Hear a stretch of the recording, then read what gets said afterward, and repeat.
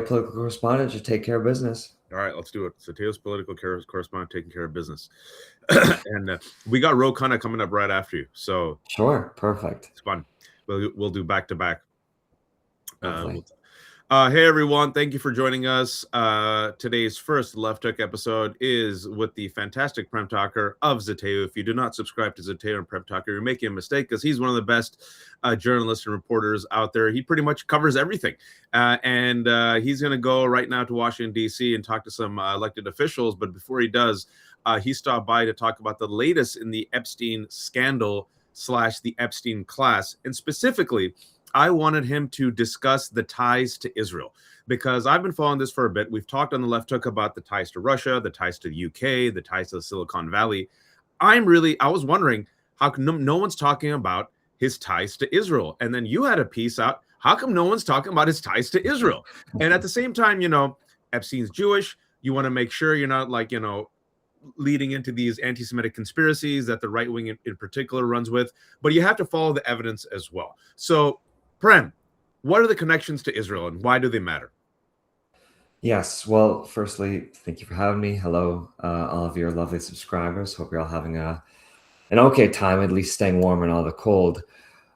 I think to your point about all of his connections, what's important is that talking about Jeffrey Epstein's connections to Russia, to all sorts of countries in Europe, et cetera, is that it's okay that some of those are Israel. Like, it is, given how spanning his global network is and how much influence he had in all these places, it's unsurprising that those also included Israel. And it's become this weird third wire in the media that it's okay to talk about his connections to Russia or these European diplomats, these officials in the UK, but Israel was just always this third rail that couldn't be touched, which only fueled that conspiracy machine because it's like, okay, all these files show so much connection with all sorts of places. Why is Israel untouchable? And so these ranged from, of course, former Israeli Prime Minister Ehud Barak. I mean, they had a long-standing line of communication and connection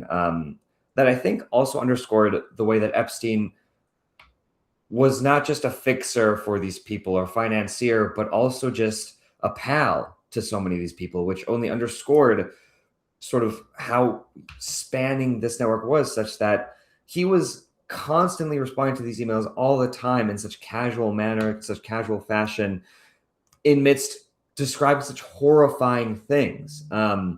There's, I think, the email that I think kind of encapsulates sort of the casualness of Epstein's connections to Israel is when he's talking to Ehud Barak in lead up to a meeting that he was setting up between Ehud Barak and former Qatari Prime Minister Hamad bin Jassim bin Jabbar Al Thani, in which he jokes, when you guys meet, make clear that I don't work for Mossad, smiley face. Right. And I think that encapsulates kind of how absurd it is that we apparently aren't allowed to talk about this connection between Epstein and Ehud Barak. I mean, there's hundreds, if not thousands, of documents in the Epstein files that link Epstein to Ehud Barak. Barak was also someone that repeatedly visited Jeffrey Epstein's homes in New York City and Florida.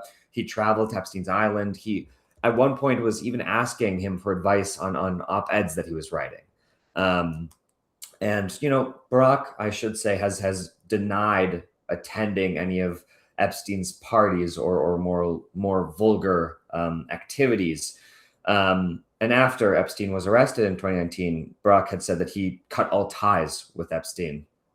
But it is important to note for those who don't know, but Ehud Barak is former Prime Minister of Israel, former head of the IDF, also worked in conjunction as he was rising up in the IDF with Mossad.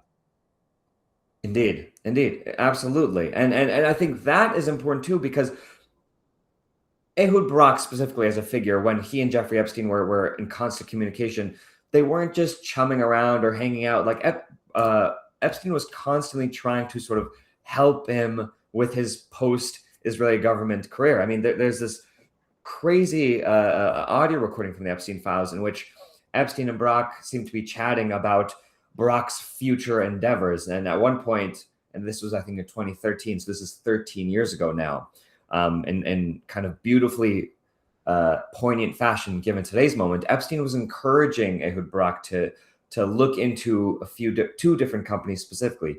One of those is Palantir, the company that, for many of you know now, is the company that's not only aided Israel in raising Palestine, but it's also a company that's been helping ICE terrorize people in the United States.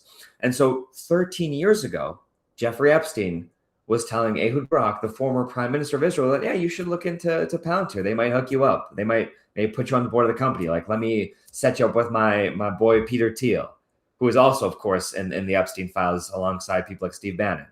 And so all to say, like, given Ehud Barak's connections, obviously directly to Mossad as a former prime minister of Israel, that Jeffrey Epstein and Barak's ongoing connections were specifically tied to things like the national security state, both abroad and domestically. I mean, that understandably would raise one's eyebrows. And that doesn't even get into all of the other ways that Jeffrey Epstein was tied to or proximal to Israeli intelligence and Israeli security.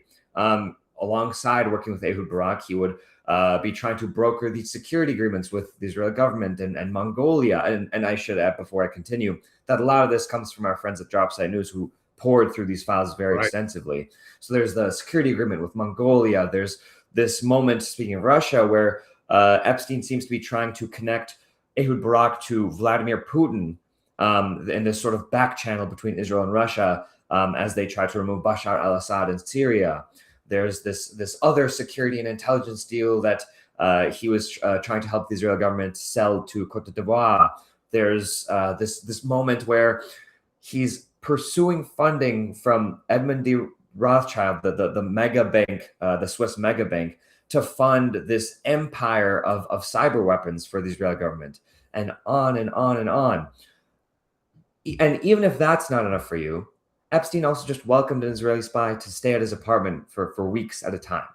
And so... And we got that from the first batch. I think that was from 6 weeks ago, right? I think Dropsite figured out. Yeah.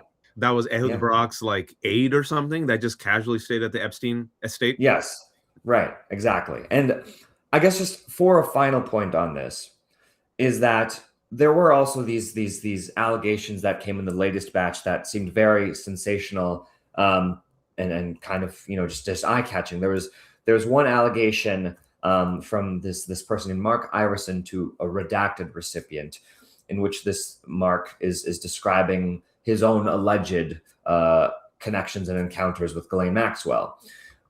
He claimed that Maxwell was a spy and that he ought to stay away from her, that someone warned him that, you know, you got to be careful about this Ghislaine character. In this email, that again is to a redacted recipient, Mark Iverson says that he suspects that Robert Maxwell, Ghislaine Maxwell, and Epstein were all Mossad agents who were trying to blackmail prominent people in the political and financial world. That was, you know, it was unclear what exactly the context was of this email. This was just one guy saying something. Then there's this other document in the latest files from what's called a confidential human source, which is essentially an informant. This was an FBI document who kind of had somewhat similar accusations. Firstly, this informant, again, it's just an FBI document without much other information. We don't know if the FBI even really pursued this, but this informant is alleging that Alan Dershowitz, who was, you know, Epstein's lawyer, that Dershowitz told them, this unnamed informant, that if he was young again, he would have been holding a stun gun as a Mossad agent.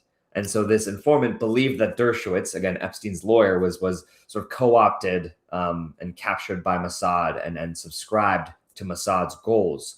And there was another part of this informant allegation where they believe that there were these phone calls between Dershowitz and Epstein. And after these calls, Mossad would then call Alan Dershowitz to debrief. Yep.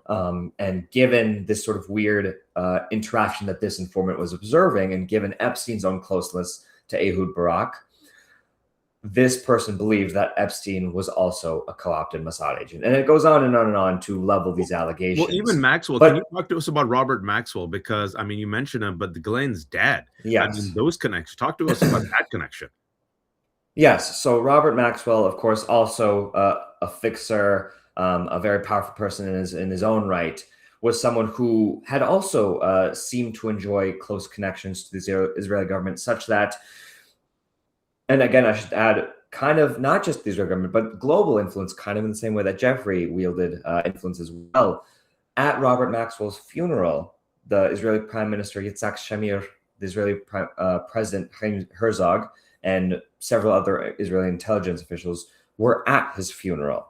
Totally normal. And right. I mean, who among us will not have such a similar situation? And it's worth adding, just to put a final point on all this, is that still, the allegations might be a little flimsy. We don't know what happened to them.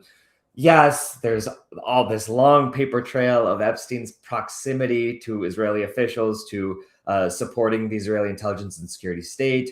But Julie K. Brown, one of the reporters who cracked open so much of this for years, has herself said that it's not beyond the realm of possibility that perhaps Jeffrey Epstein had connections to the Israeli intelligence community as well.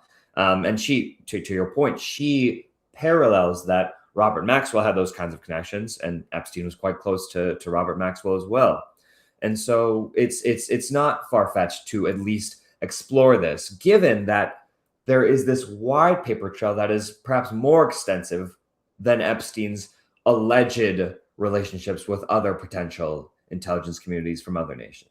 Yeah, and Robert Maxwell dies mysteriously in the latest batch of the Epstein files. Someone says, oh, Mossad might have killed him. He's buried in the Mountain of Olives. His funeral, like you said, was attended by Israeli politicians and security agencies. Ghislaine Maxwell is his daughter. Jeffrey Epstein then gets close to Ghislaine. All of a sudden, then he falls into all this money. Ehud Barak, who is literally was the head of IDF, knows Mossad, is shown multiple times at Epstein. Virginia Giuffre, she mentions there's one foreign prime minister who repeatedly raped her. Many say that foreign prime minister is Ehud Barak. And, Prem, to your point, right, I've said this. If I'm Epstein, if I know Epstein is connected to all these powerful people and institutions and has blackmail on them, if I'm the foreign intelligence agents of any country, I want to then recruit him either willingly or unwittingly as an asset, because through him, I get information, right? So, and especially if Epstein used, and we know he used everything that he could. He was a master manipulator and he was a con man. If he used his Jewish identity to get, close to Jews, why wouldn't I then, as Israel, work that angle and then compromise him and or work with him to get information? If Russia's doing the same, if UK's doing the same, if America's doing the same. Right, exactly. There's this pretty remarkable email that I think didn't get as much attention as some of the other ones, which is understandable, but it's this email that Jeffrey Epstein wrote in 2018 to a redacted recipient, and I'll read this just from verbatim, just to make sure I don't get anything wrong. He wrote it with the subject line, "He was passed away." And this email was about Robert Maxwell. It says, he told them that unless they gave him 400 million pounds to save his crumbling empire, he would expose all he had done for them. In that time, he had free access to Margaret Thatcher's Downing Street, to Ronald Reagan's White House, to the Kremlin, and to the corridors of power throughout Europe. Maxwell passed on all the secrets he learned to Mossad in Tel Aviv. In turn, they tolerated his excesses, vanities, and insatiable appetite for a luxurious lifestyle and women. He told his controllers who they should target and how they should do it. He appointed himself as Israel's unofficial ambassador to the Soviet bloc. If we did not know that was about Robert Maxwell, you might wonder if that sounded like someone else very familiar. And I might add that after he sent this email that was with the subject line, "He was passed away," Jeffrey Epstein was also passed away the following year. however you choose to take that phrase. Either way, he had passed away the following year after writing this email. And so, we sort of, theorize what might have been the case. We make these parallels between Jeffrey Epstein and Robert Maxwell. Robert Maxwell, someone who had very close ties to the Israeli government, such that he had Israeli intelligence and Israeli top officials at his funeral. And then Jeffrey Epstein himself writes this email that makes the parallels between him and Robert Maxwell almost too hard to miss. And so with all of that, you just have to wonder, why is this not being discussed? Why is it taking, all these independent medias from Drop Site News to Prem, why is this not being discussed? And here we are. I mean, not to, just totally say what people online say, the but left hook. I mean, Zateo something, a ground, ground news is something. Ground, what is it called? Ground zero. What's the one? Well, there's Drop Site, and Drop then there's Site, groundwork. Drop Site, Zateo, left hook. But you're right. We're not the New York Times. We're not the Washington Post. We're not the BBC. We don't have that infrastructure, right? This is, we've heard about the Epstein Russia connections. We know heads in the UK are rolling right now. We know Mandelson, who was the UK ambassador to the US, had to resign, and he sent sensitive information to Epstein. He's being criminally investigated. But Israel, it's like, nope, can't talk about it. And it is remarkable, sort of, the way in which the mainstream media seems to shield or avoid discussion on Epstein's potential ties to Israel, all the while in the United States, perhaps the only nation for which high-profile Epstein associates are not facing meaningful, substantial state scrutiny to step down from their positions. It's, not unprecedented that the sort of alliance between the United States and Israel pervades into even these other spheres where the entire world can be behaving one way, but the US and Israel are on their own other island, so to speak.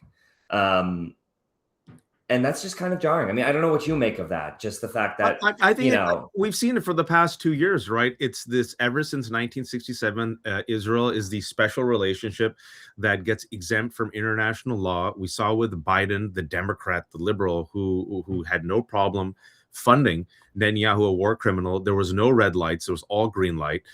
We saw for 2 years what happened to Mehdi and so many other people got canceled. Joy Reid, let's go down the list, right? We're seeing what's happening with AIPAC right now, where the Democratic centrists are perfectly fine with AIPAC sabotaging their New Jersey 11th district. Well, now they're pissed off, right? And then you saw, let's be honest, anyone especially brown and Muslim, but not just brown and Muslim, Melissa Barrera, the Scream 7's coming out. Melissa Barrera should be in Scream 7. People forget, I keep receipts. Melissa Barrera, 2 years ago, the lead actress of Scream, shared an article saying, I think Israel's committing a genocide. They got rid of her. That's why Nev Campbell's back in Scream 7 and people are boycotting, folks. It's like, this is what happens when you confront power. So it's about power, right? And I think it's top down since 1967. The entire American infrastructure is like Israel, special relationship, politics, money, and then also ideologues. Let's be honest. Chuck Schumer is an ideologue. Biden is an ideologue. I mean, Prem, did you see that a week and a half ago? With everything that's happened, and with Democrats seeing the polls, Chuck Schumer, what he said on camera about his role as a senator. Can you remind people? One of his main jobs is to make sure that the U.S. supports Israel and keeps giving aid to Israel. Which, to your point, there's a million and one things that the leader of the opposition party could be focused on, no less when not only his base, but most of the country is actually skeptical of the U.S. relationship to Israel. No less when there are intersecting stories of the world's most infamous pedophile who is attached to your opposition, Donald Trump, who also evidently seem to have very good close connections to the Israeli government. It seems like the opposition message, in fact, kind of writes itself. Instead, he's pulling up to the function saying, one of my main jobs is to make sure that we keep supporting Israel. Which, I mean, also something that I know we wanted to talk about is particularly crazy when Israel is currently, as we speak, every single day violating the ceasefire. And I wanted to ask you that. I wanted to ask you that before you ran. is that people have forgotten about Israel. And I know on the left hook we kept covering. I'm going to get back to it. Talk to us about what's happening in Gaza as the world has forgotten. Yes, I mean, so we're in a week out from the Board of Peace, so-called Board of Peace, that Donald Trump, the ever peaceful Donald Trump, is leading. That will meet in D.C. in about, I think, 9 days. And up until then, and up to this point, since the supposed ceasefire, has been inked, Israel has just been constantly violating this ceasefire. I mean, I think it was a week ago that there was this headline that was going through the sort of mainstream pressers that, it's been today was the most violent day or deadliest day since the ceasefire started. That sentence, in a very elementary way, does not compute. You cannot have a deadliest day since the ceasefire, because that also implies that there have been other deadly days since the ceasefire. And there cannot be a ceasefire if there is even one deadly day. Also that same week, so what happened was we had Chuck Schumer saying that we got to keep the aid to Israel going. That's one of my main jobs. We had, the deadliest day since the ceasefire, where I believe it was 31 to 32 Palestinians who were killed. We had the anniversary, the 2-year anniversary of Hind Rajab being killed. I had reached out to the Trump administration to see if they had any possible different answer than the Biden administration on the killing of Hind Rajab. Her family members, the medics were sent to save her. They had nothing for me. I got no response. And the Trump administration bypassed Congress to send billions more to Israel, all before Congress then okayed another $4 billion in aid to Israel. That just happened last week, right? All in the past week and a half, all of that happened at once amid the ceasefire.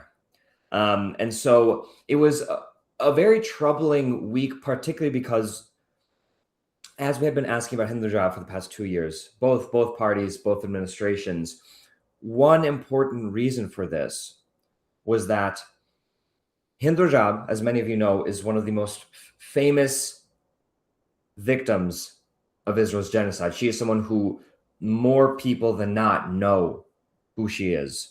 This is someone who, for weeks on end, there was global campaigns, where is Hind, where is Hind? And then we found out where she was, which was killed by the Israeli forces.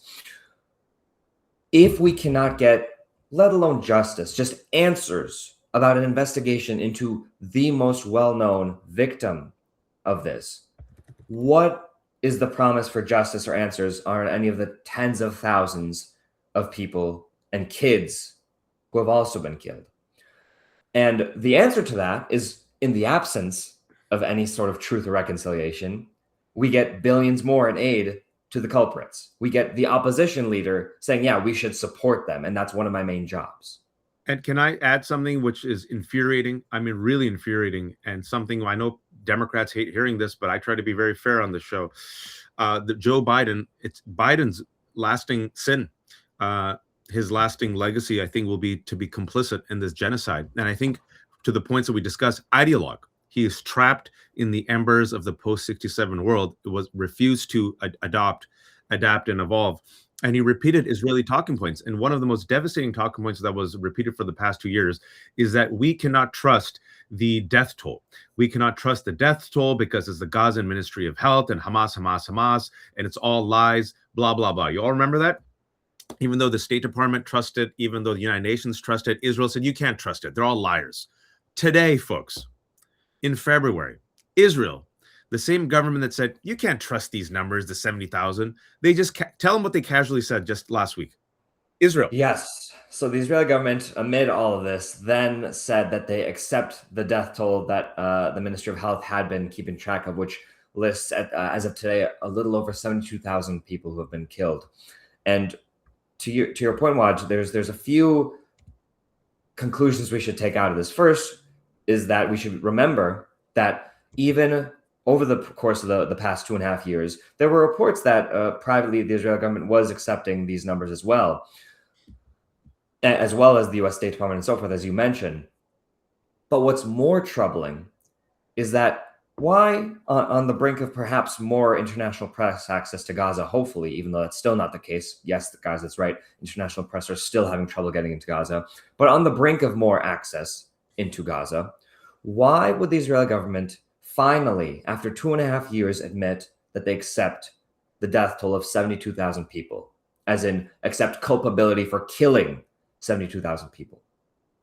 The likely answer, or unfortunately the feared answer, is that that number is incredibly conservative. I mean, we just have a series on Zatea that I recommend you guys all check out, from Dr. Feroz Sabah, that really gets into what the actual death toll in Gaza might be. And I'll let you guys read the series. It's very, very, very good. I highly recommend it. We just published it over the past week. The number may be, and this is something that has been echoed as well by many other human rights organizations, it could be in between 100,000 to 200,000 people have been killed, if not more. I mean, he might, for respect to him, he might even be conservative and careful as well. And I mean, if you just look at the images, if you look at any video or clip of what Gaza looks like now, that is exactly the kind of conclusion you would reach. I mean, I don't know, Waj, how you think about this, but just seeing the numbers, X% of buildings being uninhabitable, the fact that more people are just intense than at any sort of semblance of what they could call home, the fact that just when you look at Gaza, you see what Al Jazeera's investigation revealed today, which is that Israel was dropping U.S. supplied bombs that, in effect, and I quote, vaporize human life. And last year, I want to remind people that Lancet, the respected medical journal, said that the number, which was at 60,000, was a severe undercount, and that the number was likely much, much higher. And so we're looking at least six figures, folks.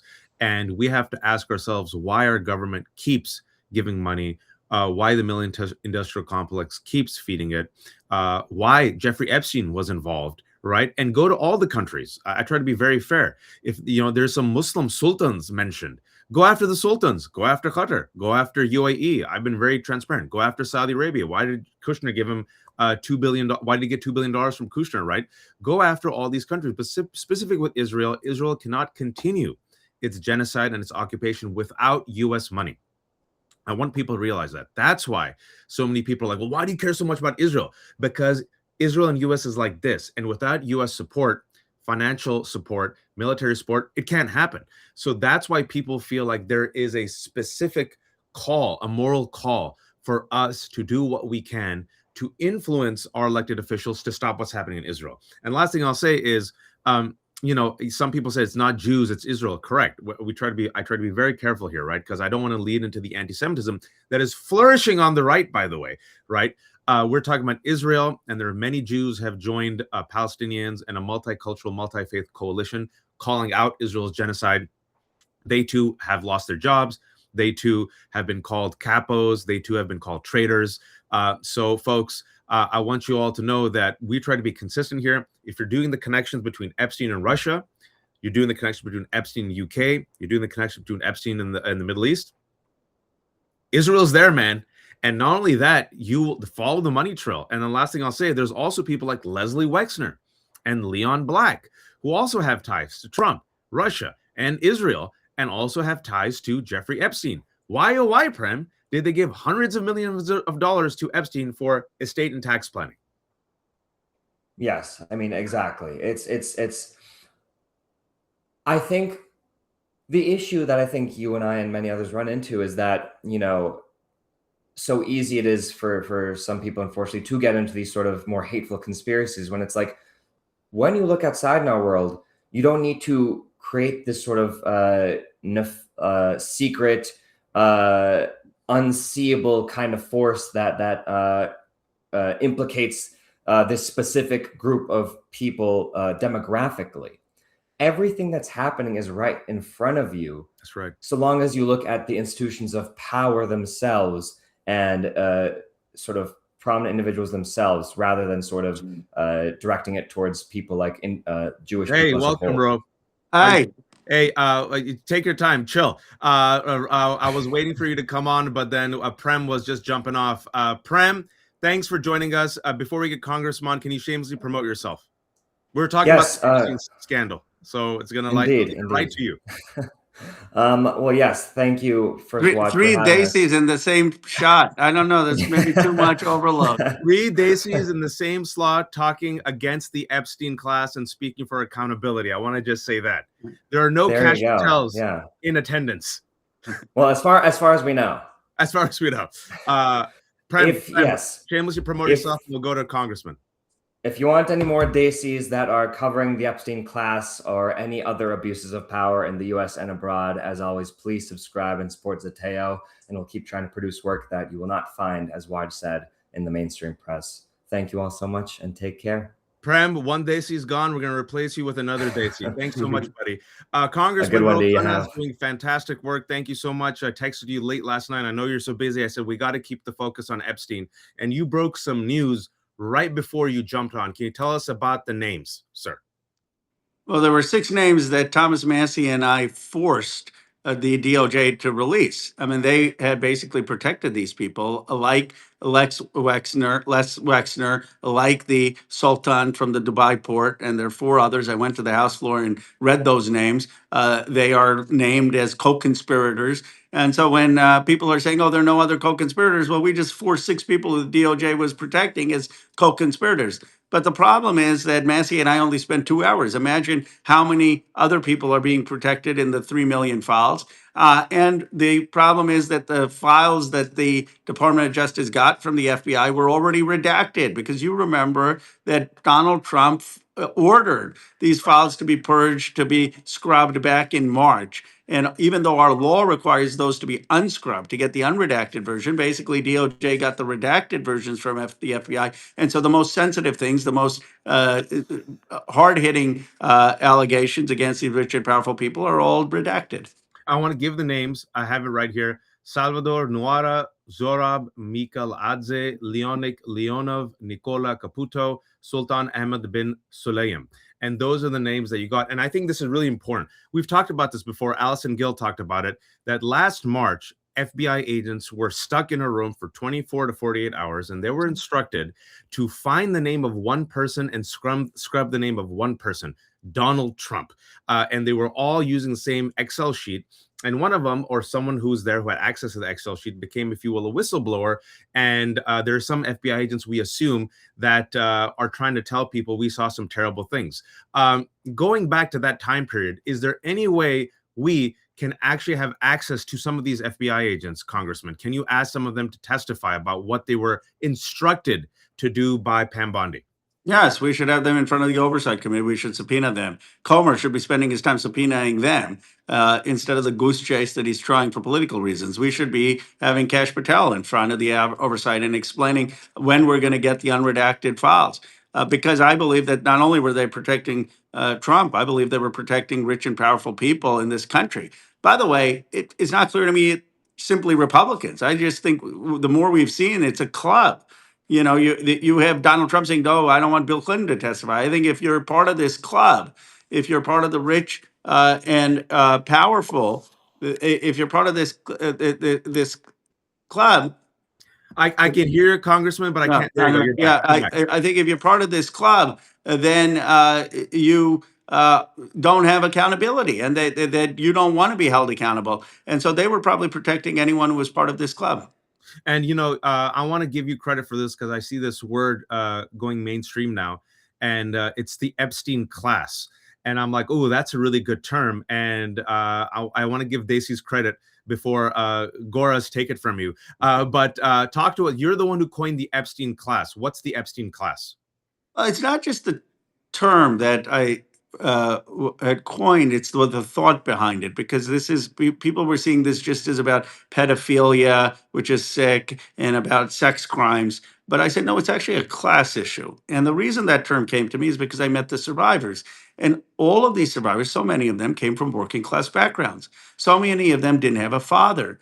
And then I started to see who their abusers were, who the rapists were, who the pedophiles were. And it turns out many of them were extraordinarily wealthy. Many of them had access to power or finance. And I said, this is really a class issue. It's about a group of people who think they're so above the law that they can treat other human beings as disposable, that they can discard other human beings, that they don't have any sense of decency and humanity in how people are there, that they can use people for their own gratification with no consequence, and that they know that they're going to face no consequence. And this Epstein class needs to be held accountable, or we're going to continue in a country that has two tiers of justice. We're going to continue in a country where some people are abusing the system or extracting from the system, making extraordinary profits as defense contractors, as insurance executives, as big pharma executives, as people who are parading us into overseas wars, as abusive ICE agents, while other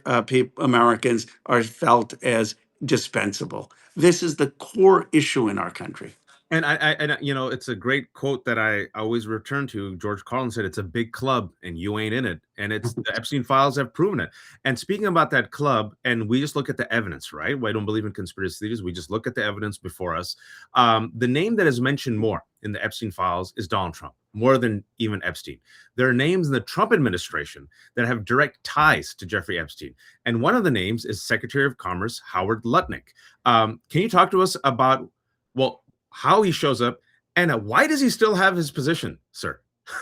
He should be long gone. And it's an indictment not on Donald Trump, it's an indictment on America that he's still there. In other places, if you have one email correspondence with Epstein, basically people are having a total meltdown in terms of the government, right? And maybe that's excessive, and how Eastern Europeans are doing it. If you even had a social meeting with him, you're basically tainted and may be removed from office. But in our country, you have someone, Howard Lutnick, who lied about his association with Epstein, who was allegedly invested with Epstein after he was convicted of pedophilia, who allegedly went to the island, and he's still in the cabinet and with no consequence. He obviously needs to be fired. There are even Republicans saying this.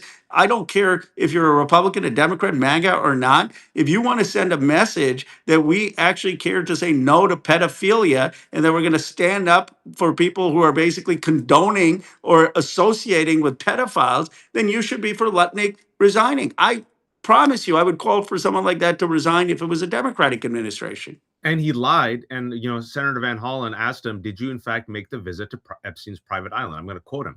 Lutnick today said, "I did have lunch with him as I was on the boat going across on a family vacation. My wife was with me, as were my 4 children and nannies. We had lunch on the island." That's true. For an hour. We left with all of my children. He lied, Congressman.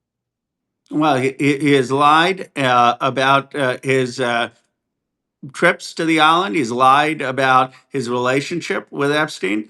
He hasn't come clean about why he was investing with Epstein. And I guess people are saying, well, okay, he's trying to say, well, I didn't engage in heinous behavior of raping underage girls or having sex with girls on that island. And maybe that's true. But the question is a deeper one. The question is, if you are so concerned about being part of a club, so concerned about being part of the who's who and getting financing, are you willing to just ignore the fact that underage girls are being raped? Are you willing to just turn a blind eye to that fact because of your own status and your own money? And obviously, in Lutnick's case, the answer is yes. And the question then for America is that the type of person you want in leadership of the nation? Someone who, for their own finances, their own social status, is perfectly comfortable socializing and doing business, allegedly, with a pedophile because of their greed. That is an indictment on our national character. It's not just an indictment on our national character. It's an indictment of power. It's an indictment of all these individuals, like you said, who partied with Jeffrey Epstein, met with Epstein, exchanged disturbing and or friendly notes with him after he was convicted. And there's one group in particular that seems to have not cared at all. And I'm talking about the Silicon Valley bros who used to like you, but they don't anymore. I mean, because we're talking about the Trump administration. It isn't just people in the Trump administration. I want to remind people, Elon Musk was the head of Doge, gave over $300 million. Peter Thiel hand-delivered JD Vance. They're all up in these files. And not only are they all up in these files, it seems that they shared Epstein's type of perverse dystopian worldview. How do we go after these people? Because Peter Thiel is connected to Palantirs, connected to Ehud Barak's, connected to the UK, connected to JD Vance, connected to Donald Trump and Jeffrey Epstein. Well, it's interesting because, as you know, I've called for billionaires to pay more tax, and some of these people have now started attacking me and trying to support my primary challenger. And It will only help you, sir. Keep attacking them. I'm telling you, it will only help you if you have ambitious aspirations for elected office. But please continue. Well, so they've been doing that, and then someone said to me, and I don't know if it's true, but it hadn't even occurred to me. And he said, "Ro, you realize the real problem with you is not just that you want this higher billionaire tax. It's two things. It's one that you've called what happened in Gaza a genocide, and a lot of them are using this billionaire issue of billionaire tax to go after you, where their real concern is what your stance was on Gaza. And second, they see you as exposing the Epstein files, and many of the biggest folks are in those Epstein Right. files. And I didn't even think of that, actually. I thought, I'm kind of was like, yeah, they just disagree with me that don't want to pay more tax. But the reality is, you have a group of people of extreme wealth, some in finance, some in tech, and in some in Hollywood, and they all feel like they're part of the same club. It's amazing to me how they're all in the same club. Like, Right. how is it possible that one person knows all these people and inviting them to the island, even if there wasn't anything sinister going on? It's kind of a terrible look for the country's elite that they all just hang out together with no concern for the communities they grew up in, and it's like one big social club. And they've done, of course, in this case, heinous things. How do we, and because so many people are watching this and they're like, it is a big club. It seems that the world is run by 600 to 800, very powerful people who see the rest of us as disposable and who see girls specifically as their toys, and they have no problem raping them, abusing them, or as you said, have no problem working with the people who raped and abused them as long as it helps their end goal and their bottom line. How can we, the people who feel increasingly powerless because the institutions no longer belong to us, how do we hold these people accountable, Congressman? By mass movements, by mobilization, by doing things like Thomas Massey and I are, by risking our reputation, our career, to say we're on the side of the people. Ultimately, popular movements win. Ultimately, the people have the last say. But what these folks rely on is popular indifference. They rely on sort of a normal time where, okay, we'll go vote and we'll focus on watching football and taking care of our families, and let the elite worry about ruling. But if we have a moment where we've woken up in this country, as we did when Bernie Sanders was running, as we seem to be doing now across this country, I mean, Anna Lilia just won her New Jersey race on a very progressive platform, then I do think that we will prevail. I mean, this is the time for a transformative moment in our politics. I want to do a compare and contrast. For those who aren't following, and we've been covering this on the Left Hook, heads are rolling in the UK, folks. They've started criminal investigations into Pete Mandelson. Starmer's chief of staff resigned. I don't know if Starmer survives this. His back is against the wall. And Starmer, by the way, folks, never met Epstein or was on his island. Now let's come across the Atlantic to the United States, Congressman Khanna. No investigations, no prosecutions. Instead, we're investigating Renee Good's spouse, not Officer Ross. I believe you used the term cover up. I've been using the term since the summer. I believe this is the biggest political cover up in modern history. Am I off in that assessment? I would have said you were off in the summer, but I don't think you're off now. I mean, I really have been shocked as the guy who led the fight with the Epstein Transparency Act. I didn't think so many people were caught up in this. I didn't think that, in fact, someone in Silicon Valley said to me that he's the son of a prominent person. He said, I was Googling the name and I was relieved my father wasn't in it. I was like, why would your father be in it? It's because everyone else is in it, right? I mean, it's just incredible how broad the scope is. And then I'm just amazed how inept and how secretive the Trump administration has been. That at every step they're hiding something, and so yeah, it's a huge cover up, and it's a cover up not just about Trump or the Trump administration. It's a cover up about the most rich and powerful people in our country. And that's why this is of an order of magnitude bigger, in my view, even than Watergate. I mean, Massey said that, and I I agree. think what he was saying is that this is not just about a president. It's not just about an administration. It's really an indictment of the established elite in America and in countries around the world. Uh, about Bill Clinton and Hillary Clinton, do you agree with their request that it should be their hearing should be public? I do. I mean, look, I'm glad they're testifying. Why not have it out in public? And then why not have every testimony like this in public?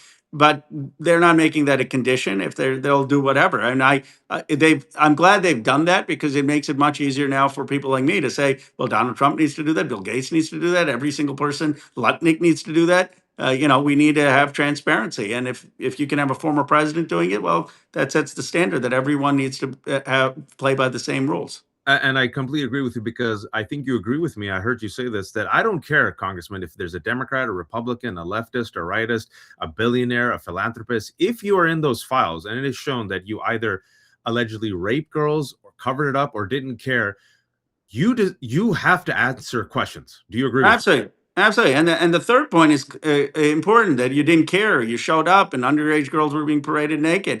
Or because not everyone in the files were actually raping underage girls, but some of them were having rape with underage girls, and some of them may have been abusing girls who were 18 or 19, and in conditions where they had alcohol, and conditions where they were being abused. So there's a lot of disgusting, disturbing stuff. And at the very least, if you have emails that say that you were going to this island, going to the ranch, going to the home, you have to answer questions. These people have never been investigated. Never. Well, I want to, before I get to another name, Leon Black, Leslie Wexner, they're alive, billionaires. Leslie Wexner gave over $100 million to Epstein. Leon Black gave $170 million. In 2019, what we found out from the last batch, I think came out 6 weeks ago, that the FBI had 10 co-conspirators along with Epstein. 3 of them are named. One is Ghislaine Maxwell. Another is Leslie Wexner. Another one is Jean-Luc, the French businessman who died via suicide. We still don't know the names of the other 7. Can we get Leslie Wexner and Leon Black to finally testify? Well, Leslie Wexner, we are. We're deposing him on February 18th. And Leon Black should be testifying as well. I mean, the Apollo or whatever his firm is still getting All management, right? all about billions of dollars. They're still thriving, and you've got these people who are allegedly being named for awful things, escaping potential accountability because they're rich, because people want their money, and that it's just it's so corrosive to any sense of democratic trust. How you're in the minority right now, but it's a very small minority. You just need like what, 1 or 2 defects in the House. Yeah. Do you feel any pressure? Because I see what's trying to happen to Thomas Massey. Thomas Massey, I disagree with him on, I'm sure like me, you disagree with him on a lot, but on this, I give him respect. He has risked his neck. Republicans are coming after him. Has he been able to convince even 2 of your Republican colleagues? Because you're almost there. Because I think people right now, they want impeachment, they want hearings, they want removal, not just over this, also over the ICE murders, right? And the ICE killings. What traction have you seen with Republicans, especially yesterday, when many of them were given access for 30 minutes and saw the files themselves? We're seeing some bipartisan anger and outrage at Lutnick. We're seeing outrage at what happened with the Ghislaine Maxwell deposition, where she basically pled the fifth and refused to answer any questions. We're seeing outrage at Pam Bondi and them hiding the files and protecting people. So I do believe we can have a bipartisan consensus. Obviously, we created that coalition when we got the Epstein Transparency Act passed, but it's going to take work, and Massey are committed to doing it. Has any Republican, and you don't have to name them, come to you like privately in the last 2 days and said, this is very difficult. I can't, there's only so much I can protect Donald Trump, because now, honestly, I used to say guardians of the pedophiles. Now, even the right wing, I don't know if you've been paying attention on social media, they're losing some right wingers over this. Well, I believe that they've lost a lot of people on the right wing. I was on Sean Ryan's podcast. It was one of the big podcasters in 2024. who was all in for Donald Trump and now said, I'm done with him. He's protecting pedophiles. That's the final straw. And he said this on the podcast. So they're losing some of their base. They're realizing that their base is splitting with Trump on this. And that's why I do think you probably got a dozen or so Republicans who are open to voting with us on specific issues. Where do you think you can get them? And the reason why I'm drilling down on this is when you say cover up, it isn't just the Trump administration. For me now, it is also those elected officials who are not using their power to hold these people accountable, right? To do investigations, hearings, impeachment. Where do you think you can win over these 12 Republicans? I believe we have a shot to win them over on Pam Bondi's impeachment. We have a shot to win them over on Howard Lutnick being fired. We certainly should be winning them over and getting Kash Patel before the Oversight Committee to explain the redactions. We should be winning them over and getting the FBI files unredacted. And we should have a hearing of everyone mentioned in these files who went to the island to come to Congress and testify. That is the coalition that can be built. Let me ask you two final questions and let you go. And I appreciate, usually it takes me a while to get you on, but you responded immediately this time because I think it's important. The Ghislaine Maxwell of it all, to me, Congressman, is a clear example of cover up. We still don't know who or why she was authorized, we know, to move from Florida to minimum security camp. She's getting pampered. As of yesterday, she pled the fifth. And now her attorney openly said, essentially, oh, we'll exonerate Donald Trump if you commute our sentence. And Donald Trump, Congressman, twice at least, I know he's been asked whether or not he'll pardon Ghislaine Maxwell. He hasn't said no.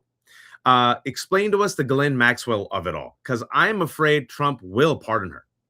Well, she said yesterday that she knows 25 or so other people who abused or raped these young girls, but she's not going to tell us unless we give her full clemency. And then she says, I will tell you that Bill Clinton and Donald Trump did nothing wrong. And so basically, she is trying to get a deal from Donald Trump to throw under whoever she wants to throw under and to exonerate him in exchange for a pardon. But she often engenders a worse emotional reaction with some of these survivors than even Jeffrey Epstein. I've been in the room, Right. and it just is such a gut punch to them when they hear anything about Maxwell being pardoned, because she is the one who recruited them. She's the one who manipulated them. She's the one who was there during the abuse, and so I said she needs to go immediately back to a maximum security prison. And some of Republicans last night, I'm sure you saw, as they were coming out, Lauren Boebert even, they were asked, what about Maxwell? And they said she should be in prison forever. A quick follow-up to that, the survivors. I've read that they feel betrayed by what has happened, that instead of getting justice, they are exposed by this Trump administration. They thought that some names would be removed, but their names were actually shown. What have the survivors said in the past week, Congressman? They're very hurt and angry and traumatized that so many of their names were revealed. Some of them were revealed when they were minors, and some of the photographs. They are angry that people aren't being held accountable. They don't want just people exposed. They want them prosecuted. There's one person who told me about how she was raped in Paris at 17 and how the person is in the files. And she said, well, what's going to happen? I see the person in the files, but are you going to actually prosecute him? They want to see justice. Now, I do think that they or feel seen. They've been screaming this for the past 30 years, and they were called crackpots and liars and exaggerators. They finally feel seen, and they know that this is now something that Americans think is one of the biggest scandals of in our history. But they want to see accountability. We all want to see accountability. And speaking about accountability, the final topic is we keep our eyes on several balls here in the left hook. ICE murdered 2 American citizens, Renee Nicole Good and Alex Preddy. They also killed at least 7 other people in the past month and a half. 31 people have died in custody that we know of. They're still terrorizing our cities and streets. I believe we should abolish ICE. Are you there yet? I'm for tearing it down, of course. Yeah, and I think we need an immigration enforcement agency. I mean, that's why I believe it should be like the INS was from in the 1940s to 2003, but with human rights and constitutional rights and some form of intelligence sharing to make up for understanding of what happened with 9/11. But absolutely, we need to tear down this agency. And what I have said, and it's not a view widely shared, but it's one that I think needs to be the Democratic position, which is not a additional dollar for Donald Trump's ICE for not just 2 weeks or 2 months or 2 years, but his entire term. That until they tear down this agency and until they have a new agency that respects constitutional rights, not an additional dollar.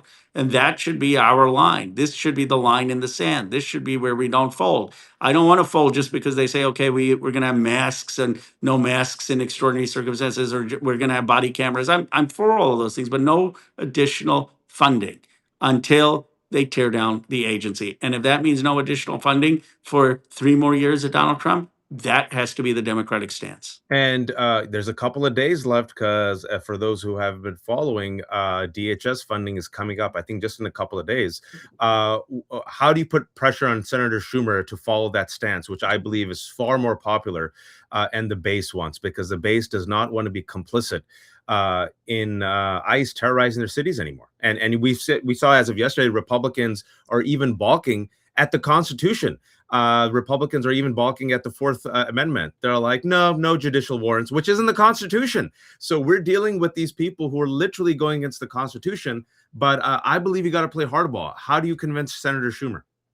Well, by going on podcasts like yours. I mean, maybe this clip will be shared by other, not just progressives and activists, by other Democrats around the country, and then saying, why can't we get every Democrat saying the same thing? No additional funding for Trump's ICE, not for this time, not for 3 years, and that we need a new immigration enforcement agency that follows the law and that actually follows the Constitution.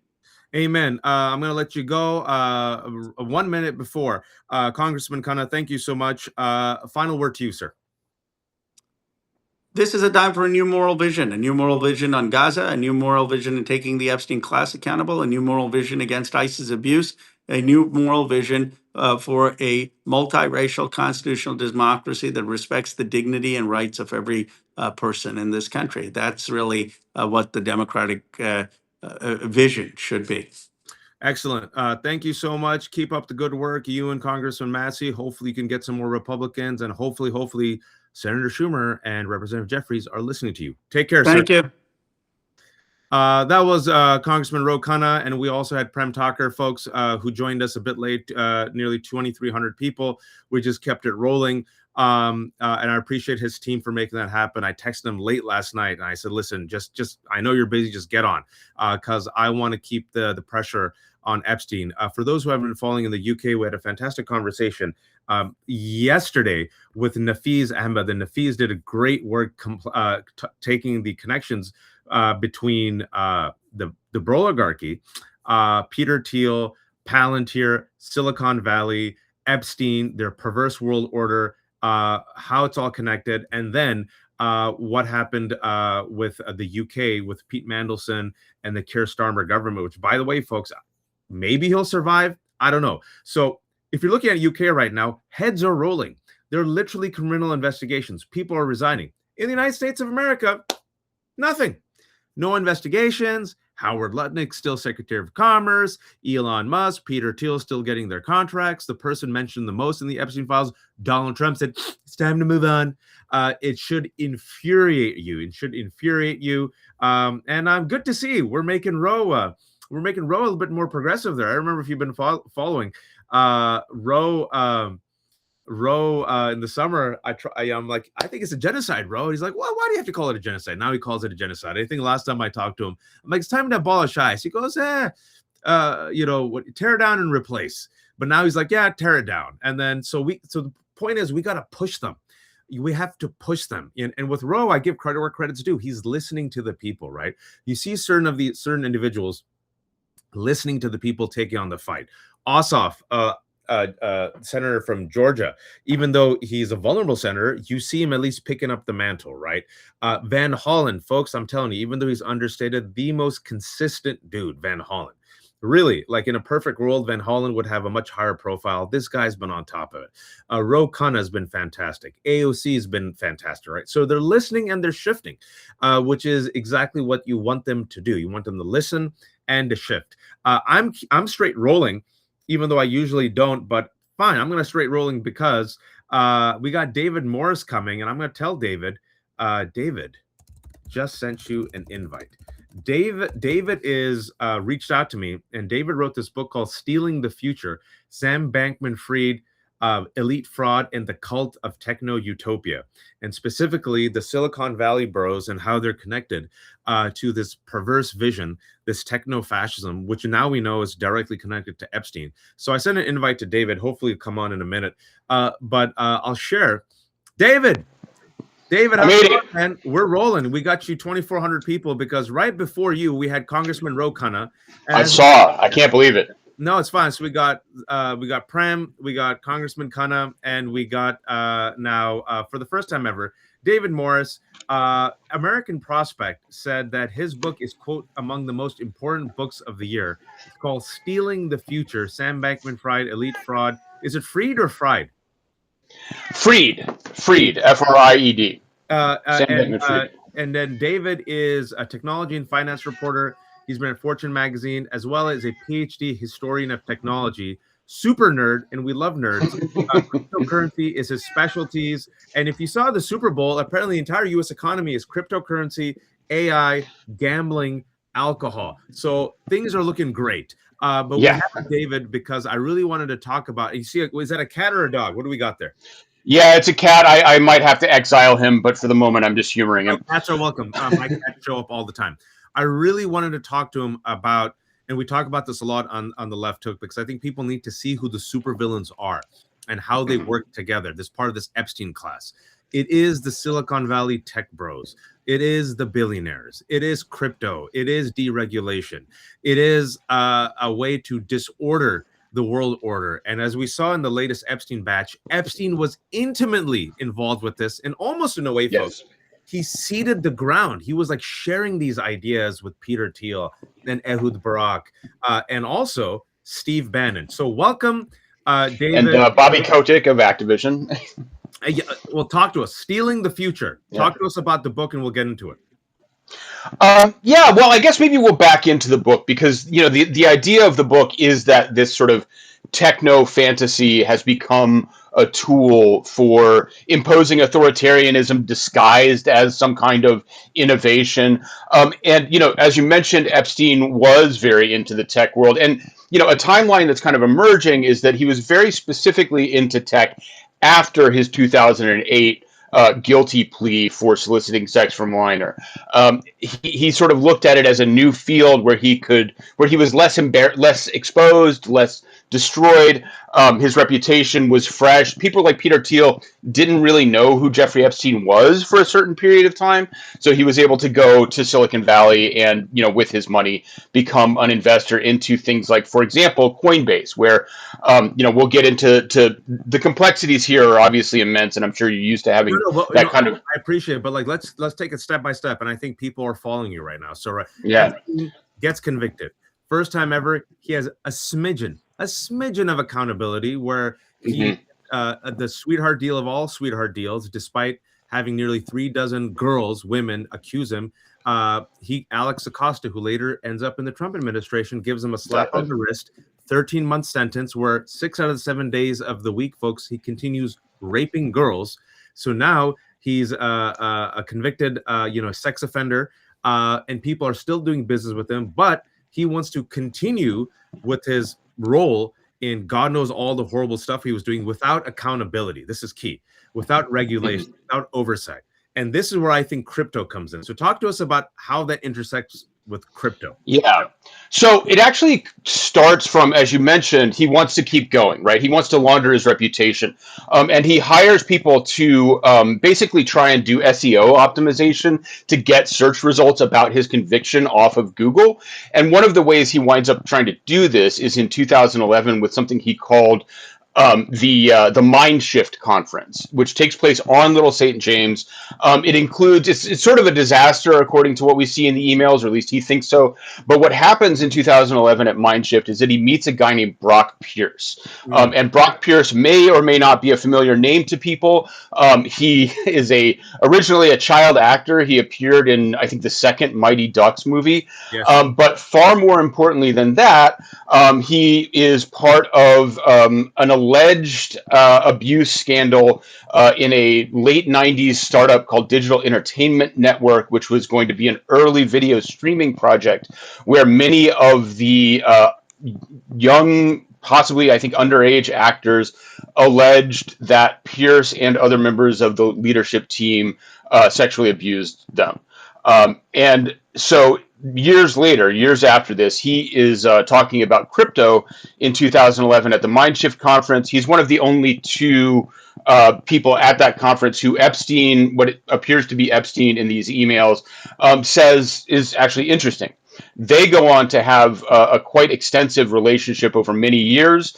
Brock Pierce, obviously, for some people will know him as the co-founder of Tether, which is a stable coin backed, by the way, by dollars in, oh God, I'm forgetting the name, but held by one of Trump's allies here in the United States.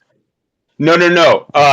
By the actual dollars are held by a traditional finance institution, and I'm forgetting exactly right now. But so they collaborate on many things. Brock teaches Epstein about cryptocurrency, and then Brock Pierce then becomes the intermediary for Epstein in about 2014 to make a $3 million donation to Coinbase. Now, Coinbase, among other things that people might be familiar with, obviously it's a crypto exchange, but it has, over the years, under the leadership of CEO Brian Armstrong, made several moves that sort of indicate that it's aligned with the global far-right agenda that was part of what Epstein was trying to promote.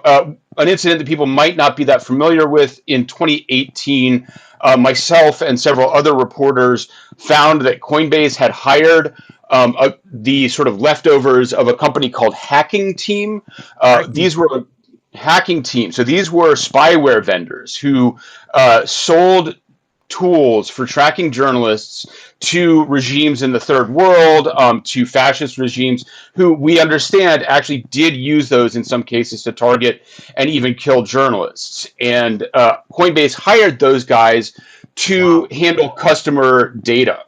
Now, the backlash to this, led by myself and a few other people, was so extreme that they wound up letting go of those people, but they still, got to keep the money from the acquisition of their firm. And I think what's also important, David, is they didn't care. Until it came up. They claimed that they didn't see it in the background check, but obviously that's complete nonsense. So it wasn't a red flag for them internally until other people raised the alarm. The other incident that connects Coinbase to Epstein's politics, at least, is in 2020, in the wake of George Floyd's murder. Coinbase effectively imposed a gag order internally on its employees, saying that they weren't to discuss politics, but the politics in question there was almost certainly Black Lives Matter above all. And so about 5% of Coinbase staff left at that point. So this is all just to draw attention to alignment, if not actual collaboration, between these people and entities. It was fantastic, and I really appreciate it, because we're dealing with, and I think a recurring theme, and I'm trying to learn more and more about crypto, is libertarians, off the grid, away from the establishment, no oversight, lack of accountability, explorers, colonizers. We're doing things our own way.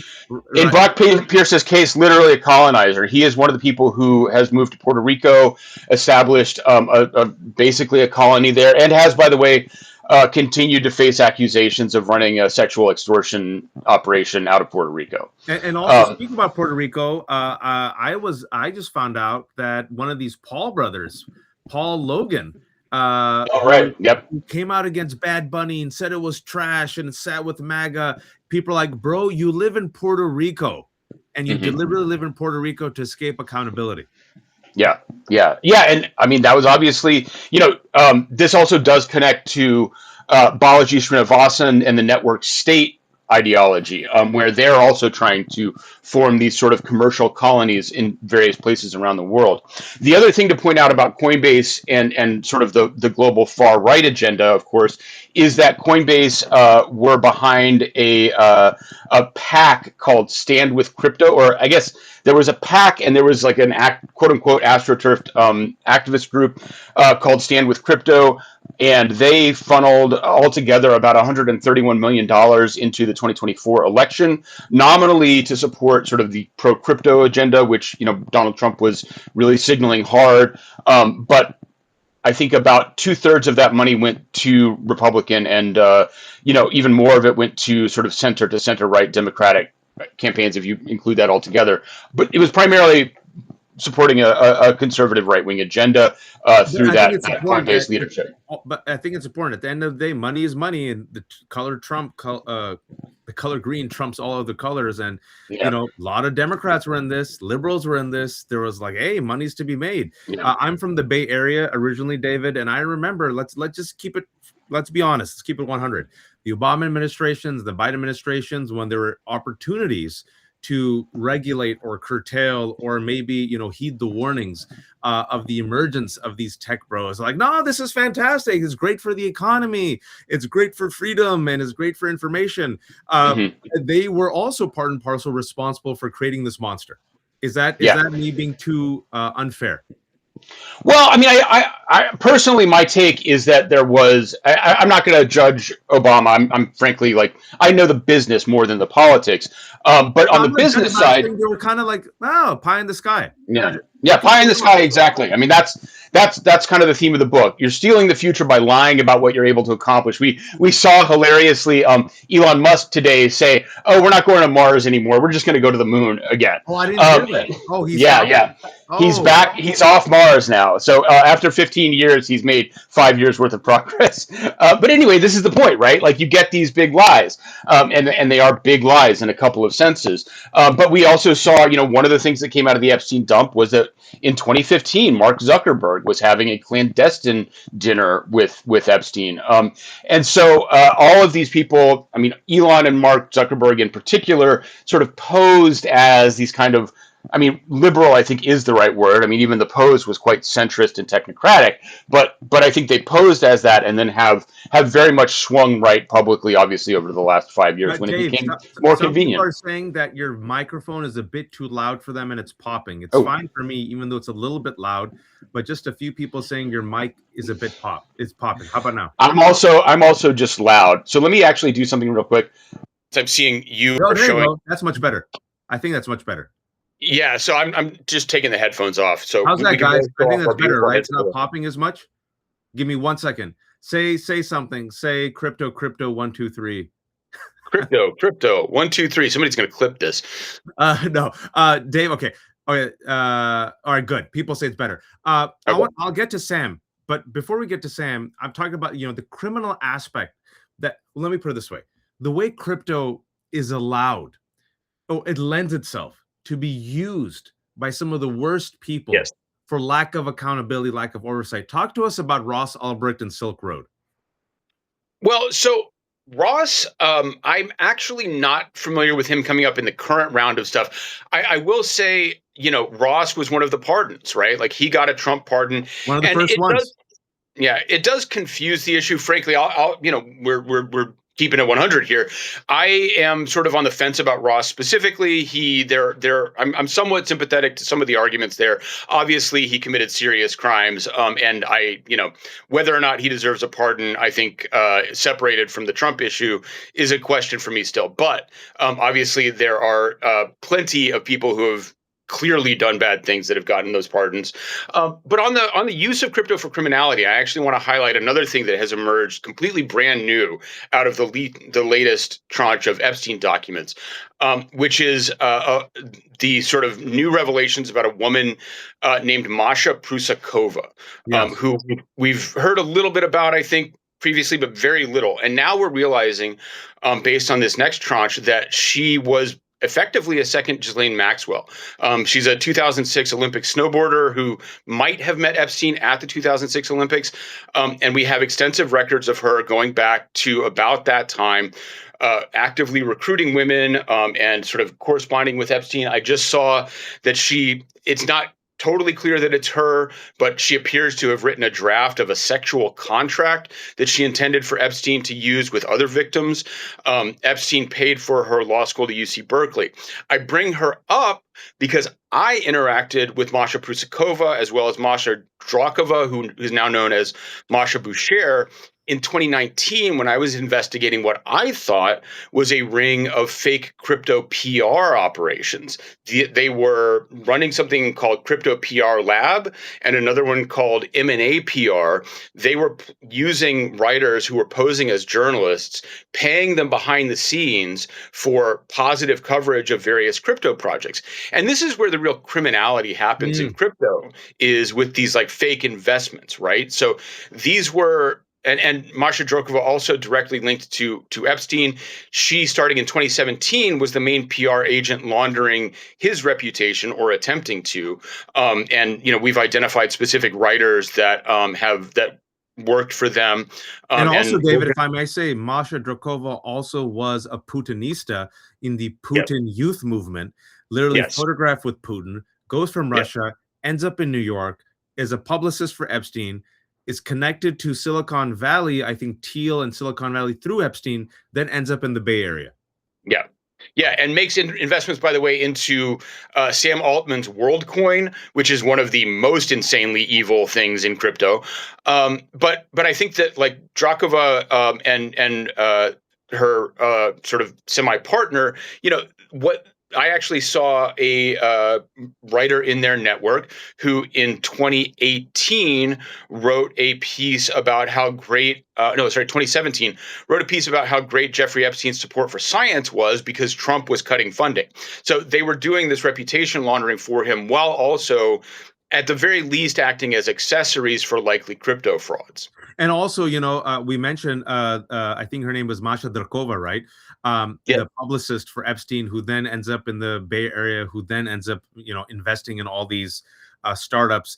Is that in the latest tranche of the Epstein files, there is the FBI. The FBI has an interview with a confidential informant that alleges that Masha was sent by Russia to steal U.S. technology. Yes, and I'm not surprised to hear that. And I should point out that, at least publicly, her claim is that she is a dissident now, that there's a documentary called Putin's Kiss that is about her and shows supposedly her progress into sort of rejecting Putin based on abusive journalists. But to be perfectly blunt, there's some very good reasons to believe that was effectively a sheep dip operation. She was being extricated from Russia to come to the U.S. with kind of a clean slate. I would also add, and this is kind of inside baseball perhaps for some crypto people, but the other connection here is that Masha Prusakova also worked for a website called Cointelegraph, according to one of my sources. Cointelegraph is run by a sort of unknown Russian who also claims to be a dissident, but has also been a huge vector for crypto pump and dumps over the years. So here again, we have this like crypto crime, and a lot of this was actually taking place in the sort of 2018 to 2019 period, where there were these things called initial coin offerings, which were effectively unregistered securities, and they were very widely used and abused in a sort of. There was a bit of a period before it was totally clear that these would be criminally prosecuted. So this was where a lot of that was going. I mean, there's no evidence at this point to directly link Epstein to those frauds, but it would not be at all surprising if he was, somehow using that as means of money laundering. Another one of the connections to Brock Pierce, by the way, when we're talking about money and money laundering, Pierce got his start dealing secondhand in currencies and items from World of Warcraft and other online games, which we at least have a general understanding were very useful at that time, both for money laundering and for communication that was unmonitored. And also what we know now from the latest Epstein tranche is the person who was extremely interested in how communications, culture, and digital money was being used in these online games, right? World of Warcraft. And this was the Bobby Kotick thing. Epstein and Steve Bannon. Yeah. Yeah. And Steve Bannon actually worked at a company with Brock Pierce Yep. before Trump, before any of that. He was part of this world dealing in digital currency. Yesterday, I think we saw a lot of attention on these Bobby Kotick emails where Kotick and Epstein, I don't remember the details, but generally we're talking about online transactions and online currency in games as a way to effectively indoctrinate children into spending money, which is really fun. And so that's another angle here, that this entire like digital economy was something that he was interested in from a sort of social engineering standpoint, I suppose, which is one of Epstein's more I mean, they're all disturbing, but one of his other disturbing interests. Yeah, folks, just connecting the dots, right? I know there's a lot. So you got this online community, you got gaming. There's a lot of women in gaming. I don't want to, there's a lot of women, but often it is seen as a male-dominated, if you will, a space. Especially with online gaming, you have online universe. Within online universe, people spend an obscene amount of time and money in these open games like World of Warcraft. You invest, you level up, build a community. Oftentimes there's anonymity unless you don't have to share your face, your name. Right. It's also rife for exploitation, for misogyny, for racism, for abuse. In these worlds, right, you're developing stuff like, my kids do it all the time with Fortnite and Roblox, right? Like Roblox money. I could buy this. I could do that. So you're like, watch out with those kids in Roblox, man. That's a bit of a problem sometimes. I got them out. I got them out of it. But it's like, this digital currency in this game actually has real life value. Yeah. Also, culturally, you have some racists and misogynists. Yeah. This can be used and exploited. So Steve Bannon's in it. Epstein gets interested in it, right? Then you're seeing at the same time crypto. Another thing that we can use, a toy for us, right? Yeah. And I haven't seen the clear connections yet, but apparently I'm seeing some people talk about more signs that Bannon and perhaps Epstein were behind Gamergate, or at least had obviously they had an influence. Talk to us about Gamergate. For people who don't know, and some of our chat members, they get it. And I was about to go to Gamergate too. Can you just now connect this to Gamergate? Because a lot of people hear it, they don't know. Yeah. Because I think it's very integral to understand how that connects to where we are. Yeah, it's so wild, because I think probably you and myself, paying attention to this, the kind of rise of the right over the years, and at this point, frankly, I feel like a boiled frog, because I've been watching this stuff for a decade and never really thought it would happen like this. But the Gamergate was, I think, arguably the coming out party for the global far right in the 21st century. Even though it was sort of framed in this very narrow way about being about like games journalism, at the core of it was hatred of women, and hatred of women who created games, participated in games, reviewed games, and they, you have to give them credit. They did a good job of creating this very narrow slice of the world where they could say some really extreme things because of this one particular person who was engaged in. There was some controversy around somebody who supposedly was in a relationship with somebody whose game they were viewing. It doesn't matter. It was all a pretext for, Groypers. Those guys came and really used Gamergate as the platform for, it folded up into Pizzagate and QAnon, and it all came out of that. So, that's folks, my very big picture. Gamergate really is this type of the dredges of online freaks, the type of stuff you would never say publicly, all the misogyny, all the hate, and then the racism, then translated into real world, going against a female gamer and journalist, right? Death threats and doxing. Right. And then it comes out from the swamps of the online 4chan. And guess who wants to meet, and did meet, I think, the creator of 4chan, Epstein. And who was Moot, right? Yep. Can you tell them about that? That what we just found out? This I'm not so read in on, but we do now know, and to be clear, I think that these are people who would have been really bad news regardless of whether Epstein was involved at all. These are outright fascists, like Nazis.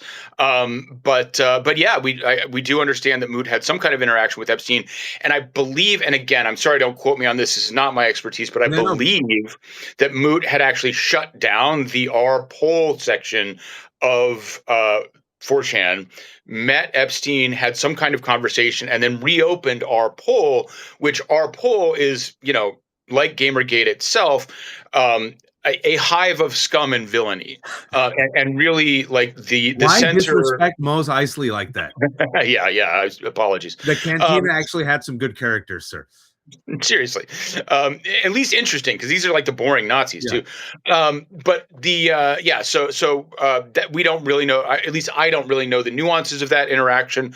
But it definitely does seem to have had some kind of impact on Moot's thinking about reopening poll. And folks, this is why, I know it sounds wild, but it's connected. You have Epstein meeting with Bannon. You got Epstein either seeding and or being seeded with these ideas. Epstein learning how he can be more opaque, more, if you will, under the radar, no accountability. Okay, 4chan. Okay, crypto. Okay, online gaming. The person who was already exploring this was Steve Bannon. Steve Bannon then goes and becomes the chief advisor of Donald Trump. Steve Bannon said that Viktor Orban was Trump before Trump, and he was looking for his avatar for his plot, and his plot is a new world order for white supremacy. For Epstein, I think he's looking for his new world order where he can continue his pedophile ring without accountability. And then you got the techno-fascists, who we'll bring in a second. So all of this is connected, and this is just, David, for the people who are in the weeds, right? So they meet these people. 4chan becomes the hub of Gamergate. Gamergate is this bullshit conspiracy / attack on female journalists. It galvanizes a lot of these incels who then become part and parcel of the right-wing MAGA movement. Gamergate then gives birth to Pizzagate. Pizzagate is the origin of the deep state, where the left is a bunch of pedophiles, which led to, literally in 2016, a Republican voter with a gun right here 20 minutes from where I live, going to this pizza parlor that I've been at. Yeah, and he was not crazy. He's like, I'm here to free the kids. I'm like, what are you talking about? The kids who are trapped underneath the basement by Hillary Clinton. And like, sir, this is a pizza parlor. And then that led to, wait for it, QAnon, that the Republican Party embraced. And now we know, it seems, and again, we'll find out more information, that almost all of this was a psyop, David, created by the people who are actually doing the raping and part of the cabal, but projecting it onto the rest of us. Yeah, and I mean, we saw that in general terms. We saw that in the emails between Epstein and Peter Thiel, where they're both kind of like, oh, yay, everything is collapsing, and maybe we can nudge it a little bit, and then things will be cheaper to buy.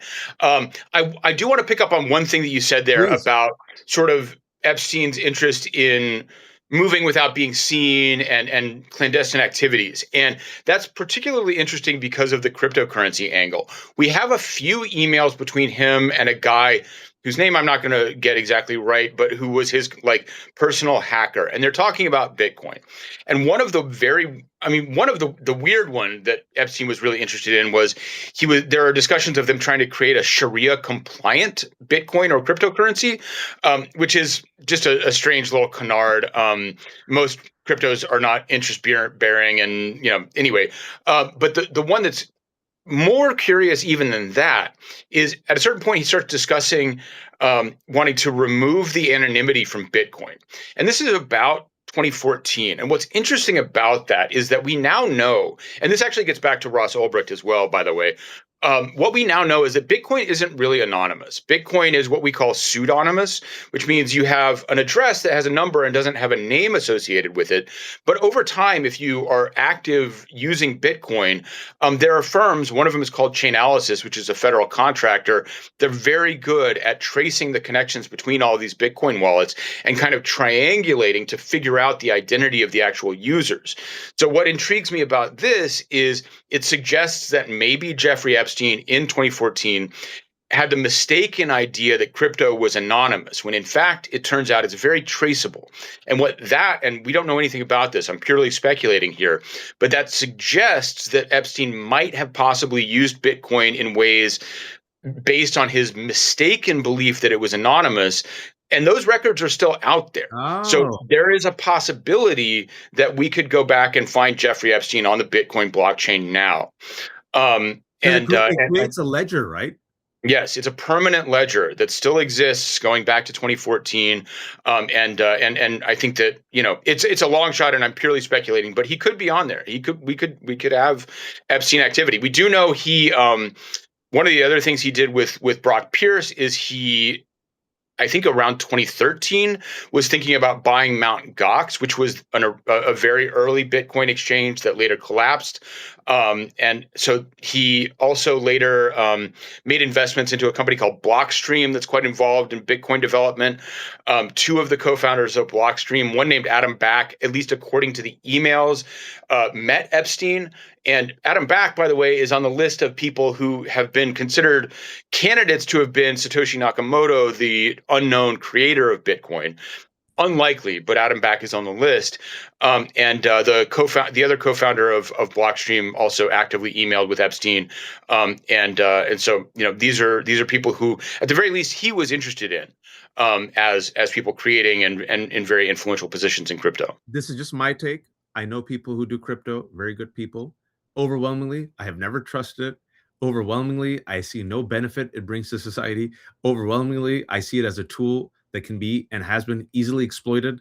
And I believe this bubble will burst, especially as well, I think it's in the process, or at least it's at least deflated quite a bit if you haven't looked in the last few days. Yeah, and especially with AI, and you've seen. We'll talk about that in a second because I thought that bubble burst was coming.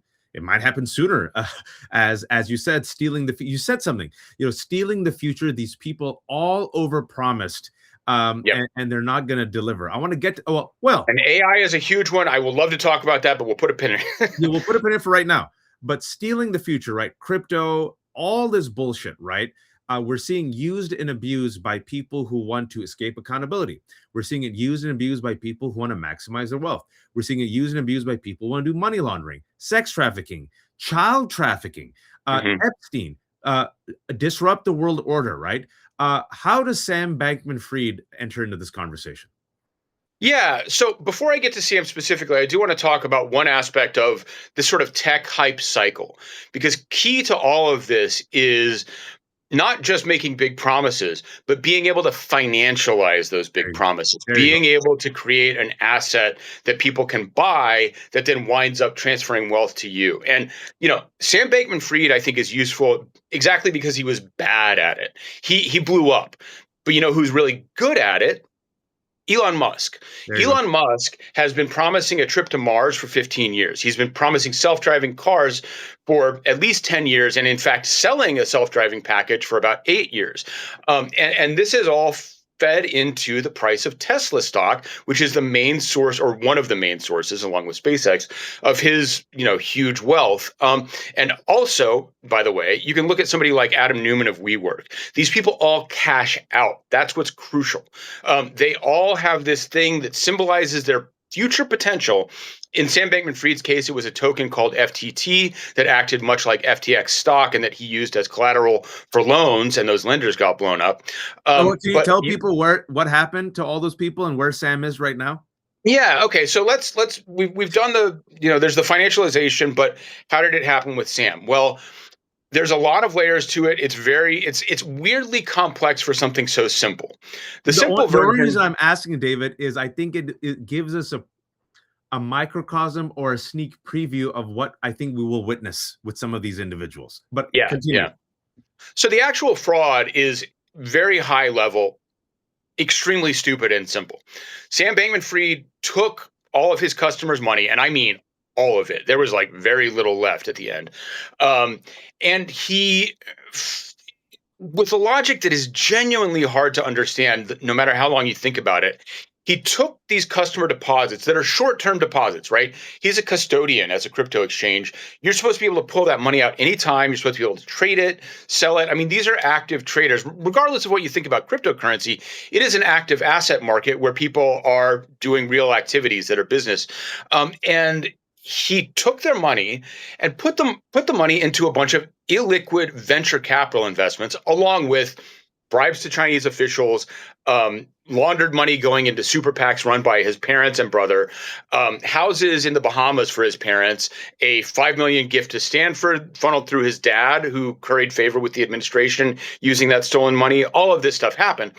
but the bulk of it went to venture capital investments, which is insane if you know anything about finance, because the turnaround for a venture capital firm, if you get a liquidity event, optimistically, you're looking at 3 to 5 years. But these deposits were people who might want to take their money out tomorrow. And so this is one of the things that I talk about in the book at quite a bit of length is Sam Bankman-Fried posed, and frankly, again, there's an Elon Musk comparison to be made here. In public, he posed as this kind of benevolent genius. His intelligence was very much like the selling point. There you go. But if you look at his activities, his actual decisions, whether in terms of the structure of this fraud, which was always going to fail, whether you look at his responses immediately after the collapse, which against his lawyer's advice, he went on 100 podcasts and TV shows and lied again and again in a way that hamstrung his defense. And he looked like a complete moron and a freak, by the way. He is a complete moron. That's the point I'm working up to, is that if you look at his actual behavior, he's very stupid. Yes. This includes, by the way, a very funny one from early last year, which there are some deeper lessons to be learned here. Sam Bankman-Fried obviously wants a pardon from Donald Trump because he has kind of pivoted now from being like, I'm the biggest Democratic donor of all time, to saying, I love Elon Musk. I love the chainsaw. That's one of the things he said. But he said this stuff most recently to Tucker Carlson in an unsanctioned interview that he gave using like a prison iPad that's meant to talk to family. That got him transferred from jail in Brooklyn, where he was preparing for his quote unquote appeal, which is dead and done for. But he's gotten punished twice now for giving these unsanctioned interviews because he doesn't think the rules apply to him, which winds up making you look like a fool. Shocking. Yeah. And also, David, the reason why, and there's another aspect of this, because I remember this man, clearly an idiot, what I've seen, spastic, a fool, moron, can't make eye contact, because of his wealth, because of his wealthy parents, because he was situated in this big club, to quote George Carlin. These people fast-tracked him, right? And it was complicity of this club that elevated this moron, that allowed this story of his alleged genius and wealth. And then all these people who should have known better got conned. It almost reminds me of Theranos. Like, clearly this lady is lying, but they were enamored by her. And then one rich old horny fart said something, and he told another horny fart, and then they elevated her and propped her up. And then she got all the books. And it reminds me a lot of Elon Musk, because I've been told, David, and I remember for 10 years, genius, brilliant. And I remember just 3 years ago, I said on Twitter, this man is a moron. And I remember even some of my friends said, come on, Waj, you might not like his politics, but clearly he's brilliant. I'm like, nope, not convinced he's brilliant. Like, show me his brilliance. Yeah. And everything we've seen of his behavior, David, he does not look smart to me. Yeah. And I want to plug into a very specific thing. And by the way, I'm seeing some comments. This is indeed my book, Stealing the Future, Sam Bankman-Fried, Elite Fraud and the Cult of Technopia. One of the points that I get to in the book is that there is this disconnect between like, I'm a genius and, I act like an idiot. It's actually quite rooted in eugenics, which again, we get back to Jeffrey Epstein. And we've talked about this a lot on Left Hook. Continue, please. It's very important. These people love IQ. They love taking a test and then having a number that supposedly attests to their unitary intelligence, that I am smart, therefore everything I do is great and perfect, regardless of the outcomes. And this is particularly important because now we're going to get into, the really deeper stuff behind Sam Bankman-Fried, which is two strains of thought, well, many strains of thought, but three, I guess, are the important ones: effective altruism, rationalism, which, by the way, specifically funded and fostered by Peter Thiel, who supported a guy named Eliezer Yudkowsky. And then the third one is long-termism, which this is the really, truly toxic. I mean, rationalism is bullshit. EA is a tissue paper. Long-termism is evil. Long-termism is this idea that also Elon Musk ascribes to, that human beings, not only that human beings are going to colonize the stars, but, and this is crucial, and this is Will MacAskill, an Oxford professor who was disgraced in SBF's collapse. Will MacAskill argues that presently living humans are ethically equivalent to theoretical future humans.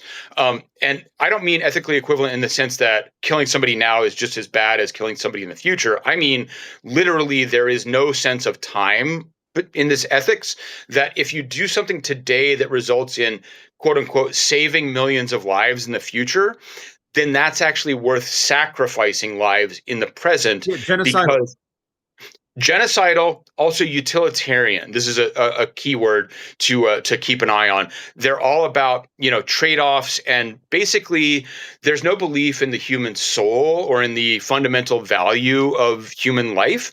It's all sort of maximizing in this very like mathematical way that again gets back to making things tradable, making things investable, turning everything, including human beings, into an asset that can be managed. And so, yes, I saw some people. Empathy is a weakness. We need Yes. to prioritize useful people. These are all language of Elon Musk. Yes. And I mean, the empathy thing is really crazy. I mean, you see, Gurwinder Bogle, I think, is one of these guys who has written about like how empathy is evil. I mean, it's really right out in the open what they're trying to give everybody an excuse for, which is genocide. And so, Omar, we got a smart crowd. Curtis Yarvin, who is the moron basement philosopher of, wait for it, Peter Thiel. Peter Thiel funded him, introduced him to, wait for it, J.D. Vance and the Broligarchy. Curtis Yarvin, as we talked about often just yesterday on the show, believes democracy is incompatible with capitalism, believes that people who are not useful should be turned into basically Soylent Green or biofuel, right? Like Yarvin, absolutely. Right? Literally biofuels, I think he said at one point. Yeah, and then I think what in his humane treatment is the people who are autistic or disabled will put them in a room and put a virtual reality set on them so they can live the rest of their lives in like basically perpetual coma. And this is the guy that Peter Thiel funds his ideas, has proliferated this freak's ideas throughout the Silicon Valley. And guess who follows him, folks? J.D. Vance. And by the way, to interrupt just briefly, Yarvin made most of his money through a fake startup where he, created technology that's not very useful. I mean, somebody in the comments is going to help me. I'm having a brain fart on the actual name of the company, but he, had a startup that got a high valuation, partly based on investments from Peter Thiel, cashed out. It actually turned into nothing. So this is the way it always works. And this is where I want to bring in AI, because part and parcel of this, and I'm shamelessly promoting your book, David. People love you. This is David Morris. He reached out to me, and then sorry that I didn't know about you. And then he, I saw his book. He sent me his book. I'm like, oh, David's the guy. And he's super nerd, and we love nerds here. And not only does he do the deep dive, but he also connects the dots for us, for the people who don't know, because I know it's a lot for folks. And I know I'm reading the comment section, people are like, this sounds like bad science fiction. Exactly. It's terrible science fiction in the hands of malcontent, deeply disturbed boys with daddy issues who've gone more power and money they know what to do with, and all the power and the money still makes them miserable. And if it's given a choice between sharing the wealth with the rest of us and burning down Earth, they'll explode Earth. But this is where AI comes in, and they want to live forever through transhumanism. They want to infuse themselves with AI. They believe AI will replace workers. They believe AI will create their private military force that will protect them from us humans who will revolt one day. They've gone all in on AI. And I believe, David, you're the expert. They have overpromised on AI. And now we are seeing in real time the poison fruits of that overpromise and overinvestment. My take. You're the expert. Yeah.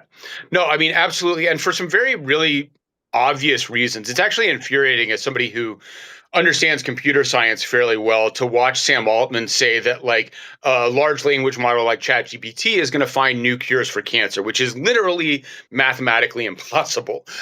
You'll look at, I mean, if people are curious about this, I would strongly recommend you could check out the work of Gary Marcus, who's an actual AI expert who has been sounding the alarm on this for about 4 or 5 years now. But to put it in very simple terms, what Sam Altman has argued for, Sam Altman is not a computer scientist. He's not an AI expert. He's a manager essentially. But he has gone 100% on this idea that you can take large language models, ChatGPT, which have, ingested terabytes of text and pictures, and basically all of their responses are derived from processing these existing texts and images.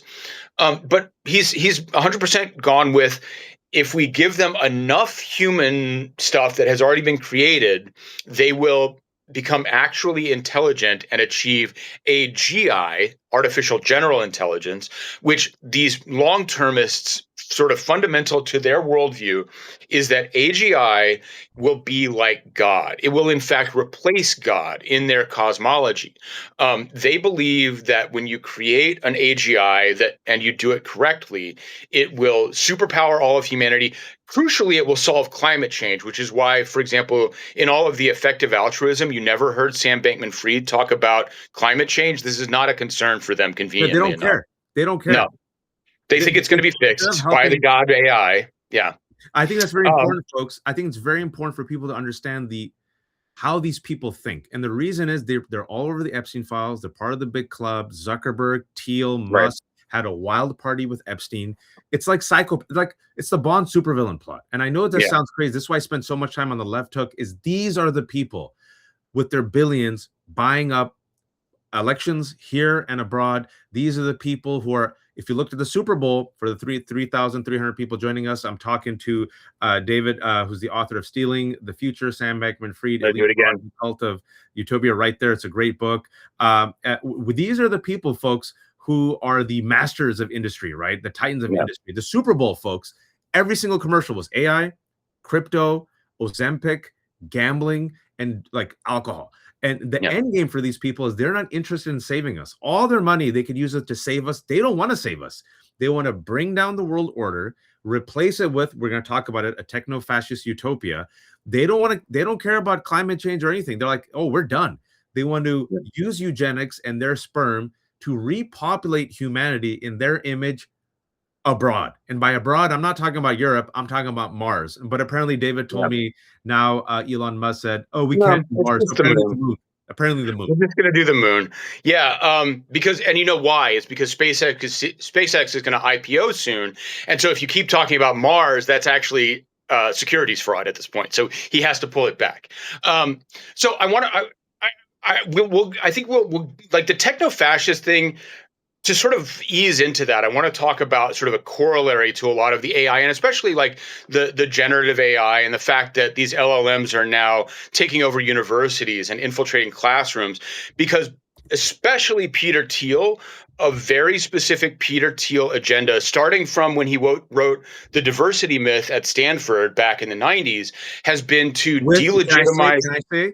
Peter Thiel and David Sachs. Yeah, and David Sachs, yes. Can you tell people where David Sachs is right now in the Trump administration? He's the crypto czar and the AI czar. I think he's both. So again, we get to the connection between eugenics and AI, which, by the way, I'm going to start pitching a book on that. If anybody in the audience wants a book on eugenics and AI, it's coming. But the point for Peter Thiel, or at least a big part of Peter Thiel's observable agenda, is delegitimizing, defunding, and making education culturally less appealing. This entire don't go to college thing, learn to code, this is all a fucking op, man. What you're learning in college is the things that the AI doesn't know. It's the things about, critical thinking and how to analyze the world in a way that doesn't reduce to mathematics. If you reduce everything to mathematics, if all you are is an engineer, then you wind up Sam Bankman-Fried and you're a fucking idiot.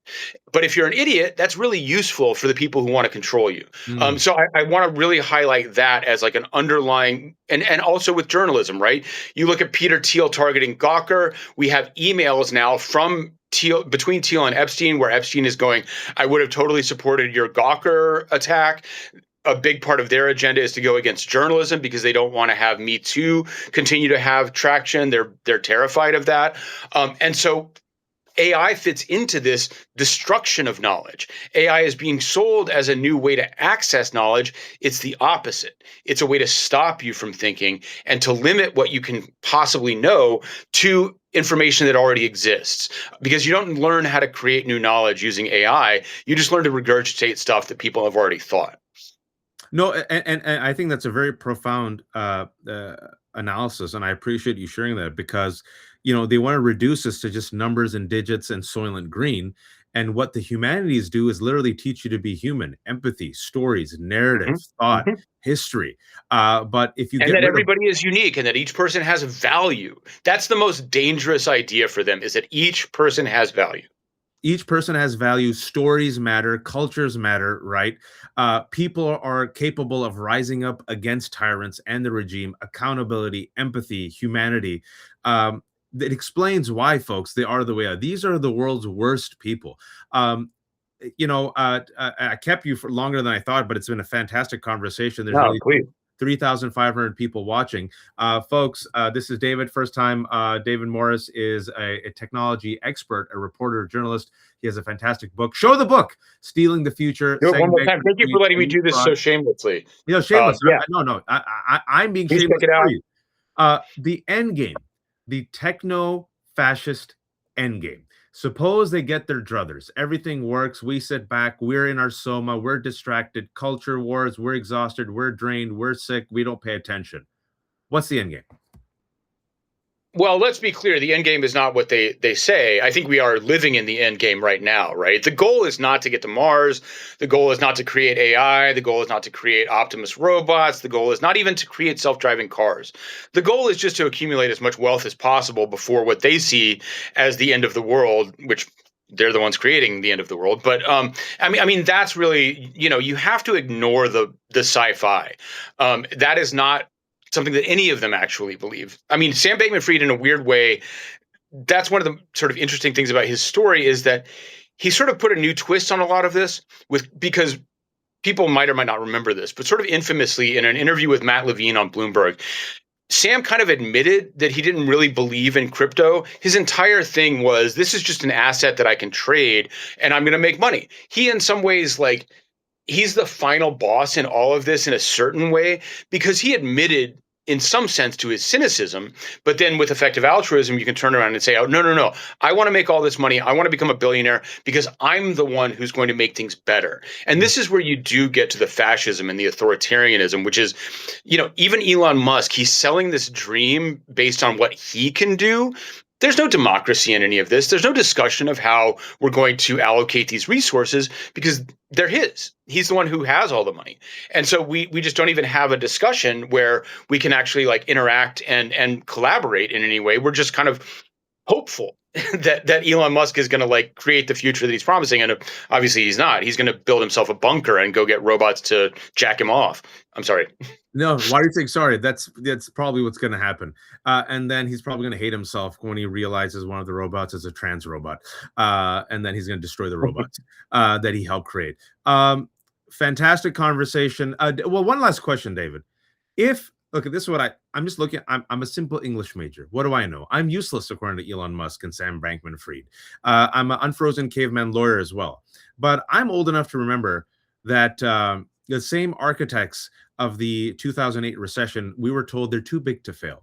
And my constant Paul Revere ringing the bell is that if you look at the U.S. economy, it seems to be bolstered up on this super injection into AI, and if they deliver on their promise, we're effed, because AI literally replaces so many jobs, and I think it'll be absolutely cataclysmic for human beings and the economy. So if they succeed, we're effed. If they don't succeed, and I don't think they will, because I think they've overpromised and overinvested, and I think this bubble is going to burst, then it's going to be a catastrophic. Well, they're too big to fail. And now, look, they're so tied to the U.S. government, and they're so tied to the public sector and the private sector. We're going to have to bail them out. Yeah. What's your prediction? Well, I think there's sort of two things here. I think you're absolutely right. And for very specific observable reasons, a bailout is likely, just because of the ties between J.D. Vance and Peter Thiel, right?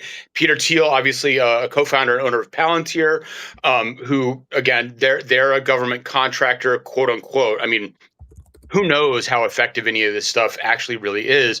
Palantir is supposedly being used by ICE to identify targets for raids and deportations, but that has actually led to no-knock raids on U.S. citizens. So that's the product of Palantir's work. Again, we see technology promising more than it can deliver. Even when you're literally doing fascism, it's not working.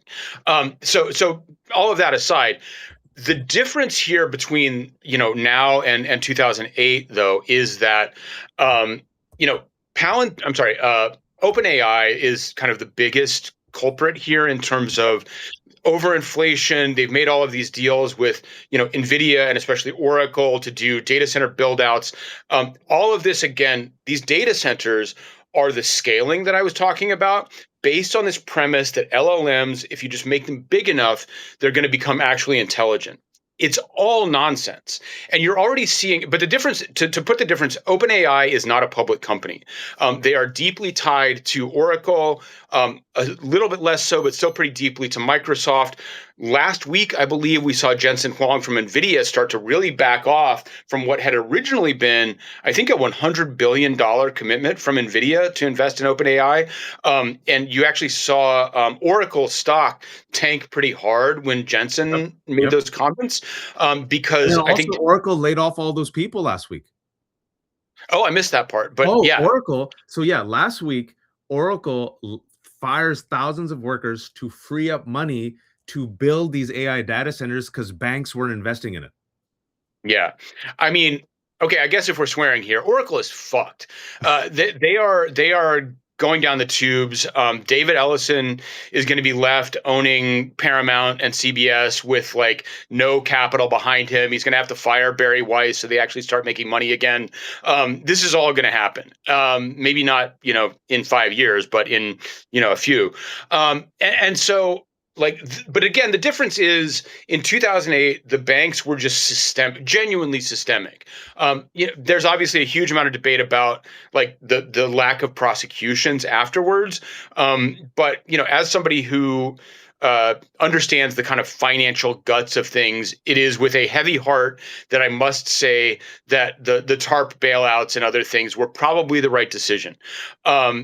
That's not the case here. OpenAI, not a publicly listed company. They're not systemic at all. There is absolutely no excuse for a bailout. I mean, Palantir didn't exist like 10 years ago. So I don't even understand why they would be considered these agencies have been doing their work without that help. So let them burn. Let them burn. But for corruption, out of corruption, which the Trump administration has obviously had no compunctions about open corruption. And so, the bailouts, if we don't get a House turnover and a Senate turnover before those have to happen, then who knows what will be pushed through. And they're definitely possible. And the reason why, folks, I want us to all be informed about this, all of us. And I'll let David go. Thank you so much, David. It's fantastic. Come back anytime, especially if you want to talk about something or there's something that I missed. 30,000, by the way, layoffs soon at Oracle. Yeah.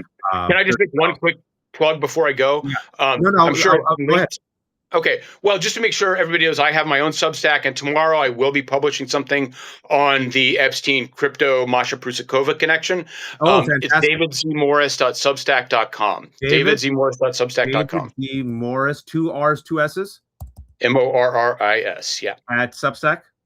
At substack.com. Yeah.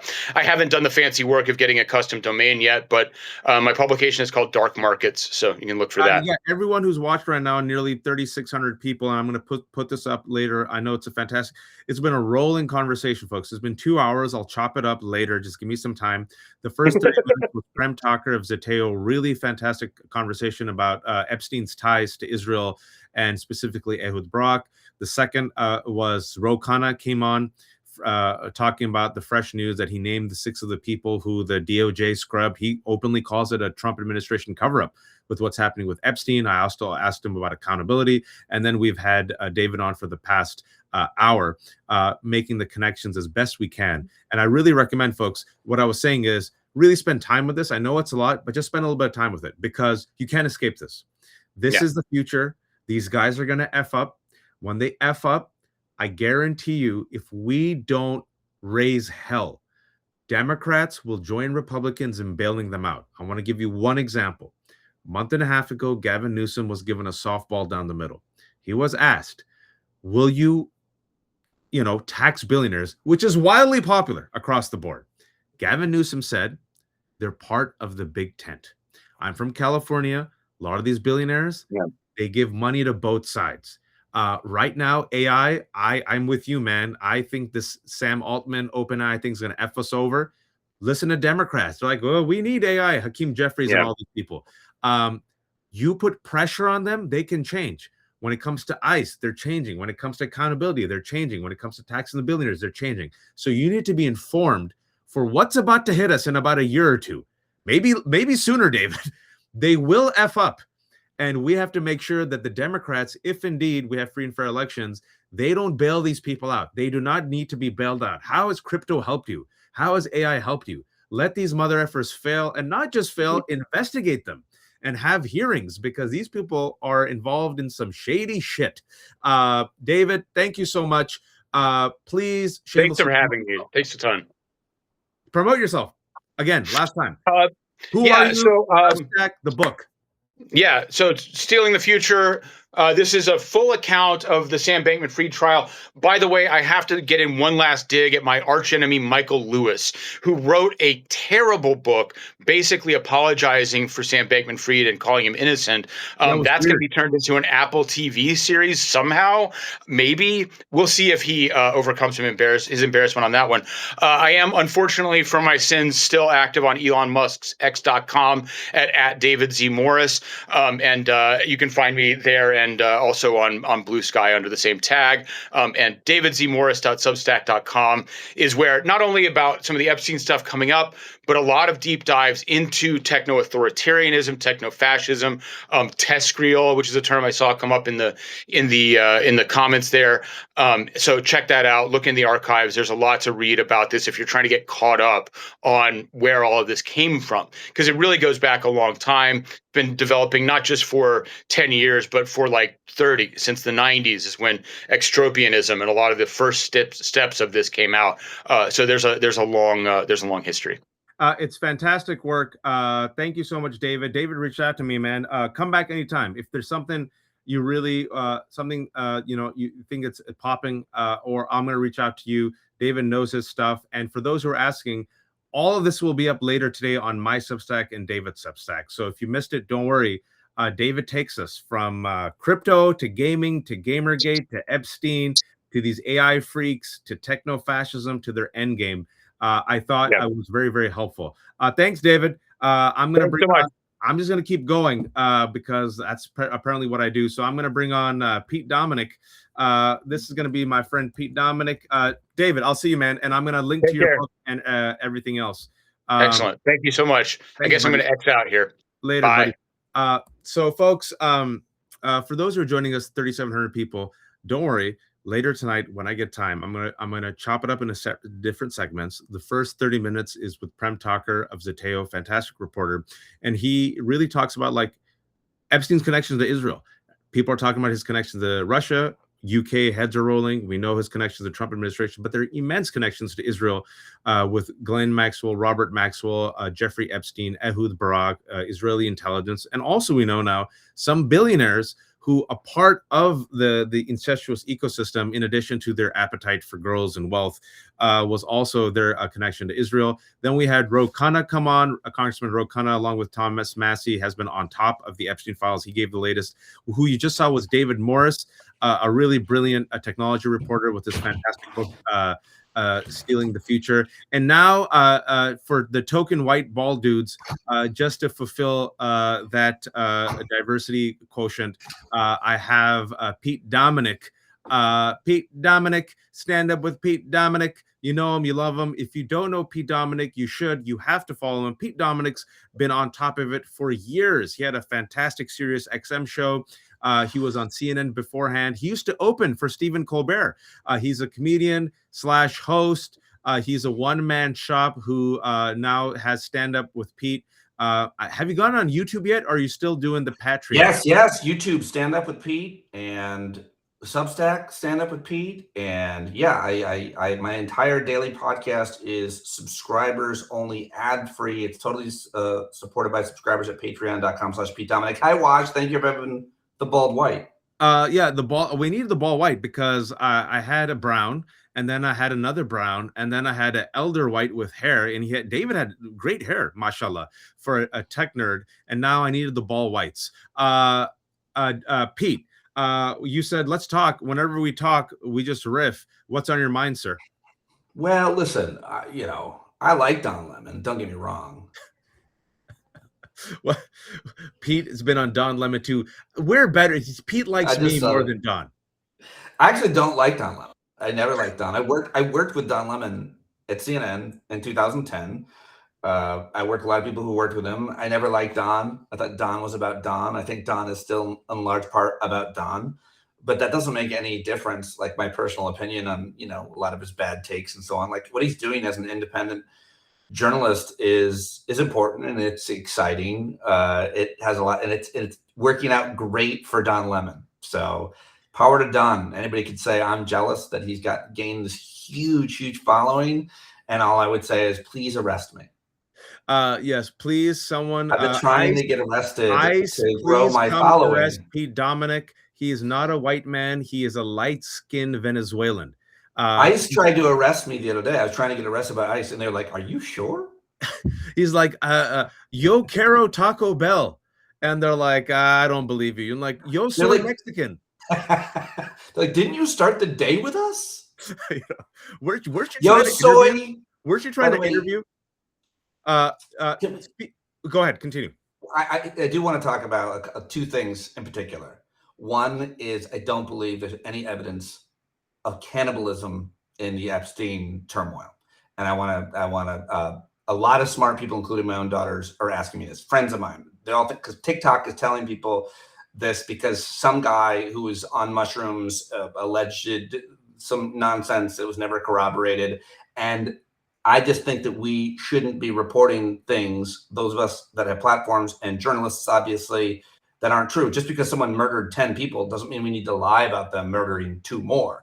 And so there's terrible, terrible things. Pedophilia is awful. Rape is awful. Those are like, we don't have to make things up. And a lot of smart people are buying that. That's number one. And the other one that I want to talk about is just reminding people, and I think this is a little bit more fun, yet still insidious and pernicious, that undocumented people don't vote in American elections. And there is some comedy here because you would have to be fucking stupid. You're stupid to think that they do. I think people that think that undocumented people vote in elections are just sometimes like these people that will believe anything else is because someone's making a good argument. But it's usually someone who hasn't registered to vote. Like you have to have all kinds of ID to register to vote. Then you go and your name is there and you can vote. And here's the thing that I think, imagine some undocumented person. Let's say he's an Asian guy and he walks in and he doesn't speak very good English. And he's like, my name is Giuseppe Antonucci. I live at, and it's like, that would be stupid. Why would you do that? Why would you be here, quote, illegally, undocumented, and then commit a felony? For what reason? So you got to be stupid, I think, to believe a lot of things. And there's a lot of progressives, a lot of people on the left, a lot of well-meaning people that are believing a lot of things. And I think it's important that we do our best to help them, guide them, using all the sources that we have, our experience, our credibility, our critical thinking skills, and our sources to tell people where the truth lies, because the truth matters. And we as progressives, or I don't know, people on Earth One, we can't become them and start believing shit just because it's convenient. Just because I hate someone doesn't mean they did this thing. That's it. No, I agree. And I think, something I've been talking about last couple of days, especially with the Epstein files, some of my viewers are like, we'll talk about this and talk about that. And I'm reading them and I'm like, I ignore it because I know the data's not there yet, right? And I think especially with the Epstein scandal, because it seems so conspiratorial, Pete, right? It seems so outlandish, but I say just follow the evidence. And if that means taking a little bit of time, so be it. And I agree with you, like a lot of people, because the folks are like, well, Pete's just joking about the cannibalism. No, QAnon, folks, and we just talked about QAnon and how QAnon started, Gamergate, right? How it was birthed from the right wing. And it might have been even a psyops, a projection to cover what they were actually doing, right? They blamed the entirety of the left or anyone who was a critic of Donald Trump, I'm not making this up, of being a devil-worshipping child sex trafficker who not only raped children, but we allegedly ate children as well. That's where the whole eating children has come on. And now people are saying they're eating kids. And I'm like, whoa, whoa, whoa. The rape by itself is bad enough. So we have to be factual. we can allow ourselves to be hijacked by sensationalism and conspiracy theories. Go with the facts. The facts alone, Pete, what we found out, and this is just what we know. It is horrific enough. Right. Like if you connect the dots, you're like, you don't need to like lean in to the exaggerated stuff. Right. And even when some of these, I'll give you another example. Some people are like saying, well, that testimony and that testimony. I'm like, that testimony of one particular individual seems so outlandish to me that unless I get it completely verified, you don't need to go there. Right. You have enough there. And when it comes to, if you will, the liberals, right, when it comes to progressives in this particular moment, what is your take on how progressives should demand accountability? Or let me put it this way. How should Democrats be demanding accountability in this particular moment? Because as you know, the Democratic brand is lower than Trump's brand. Yes, Democrats are winning, but people don't have faith in the Democratic Party or Schumer or Jeffries. But now you have this friggin' blitzkrieg of information, scandal after scandal after scandal. You have all the polls against ICE, against Epstein, against the economy, against crypto bros. How do you, as the white, want the Democrats to fight in this moment? Well, I think that I don't agree with the fact that the Democratic brand, I mean, I agree that that's the polling. I agree that the vast majority of people think that the Democratic brand is bad. But I follow this, and I've been covering politics for a living for 15 years. I've seen all of it. And I could name dozens of fighters in the House that are currently elected. We'll call them electeds. People who are currently in office. I think there are so many effective Democrats. And I think there are so many more that are running each and every day. And I have great faith and great support. I'm supporting different candidates all over the country in all different kinds of ways. I think that they are fighters. I do believe that there, to some extent, this narrative about the left is having its own Tea Party moment, which references that Republicans back in 2010 got rid of establishment Republicans, and they elected like radicals on the right. That 2014, right here in Virginia, David Brett's surprise victory. Exactly. Who was the guy that he beat? He was one of the three. Eric Cantor, who was supposed to be the future Cantor leader. Was one of the most powerful Republicans. He got beat. Well, so did the congressman who AOC beat to become a congresswoman whose name I don't even remember anymore. See? And so I do think that there's a lot more. I think we're seeing that. I think it's different. I think it's way more grassroots as opposed to the 2010 Tea Party movement was absolutely funded by a whole bunch of billionaires, Americans for Prosperity, the Koch brothers, and others. So I do think that there are a lot of fighters currently elected. I think there are a lot of people running. I think there are a lot of good people, honest people, smart people. I mean, you're going to tell me that Jamie Raskin and AOC and Jasmine Crockett and dozens of other congressmen, Ro Khanna and Congresswoman Stansberry, and just so many just come to mind that I think are really good fighters. And we don't have to agree with everything that they do and say, but you know, we have to understand that there are a lot of really important, and that it takes, politics is a thing. Like you have to get things done. You can't let the perfect be the enemy of the good. And I think the left is in danger of being so angry and so frustrated that we eat ourselves alive, that we're never satisfied unless we have perfection. So I see a lot of fighters. I'm very excited by what I'm seeing. I think that when it comes to the Epstein files, I think more than anything else, the fighters are the victims or survivors. And I think that they are never going to let this go. And it's really clear who is protecting them. Almost the entire Republican Party, but for Thomas Massie, who I'm not going to say is brave.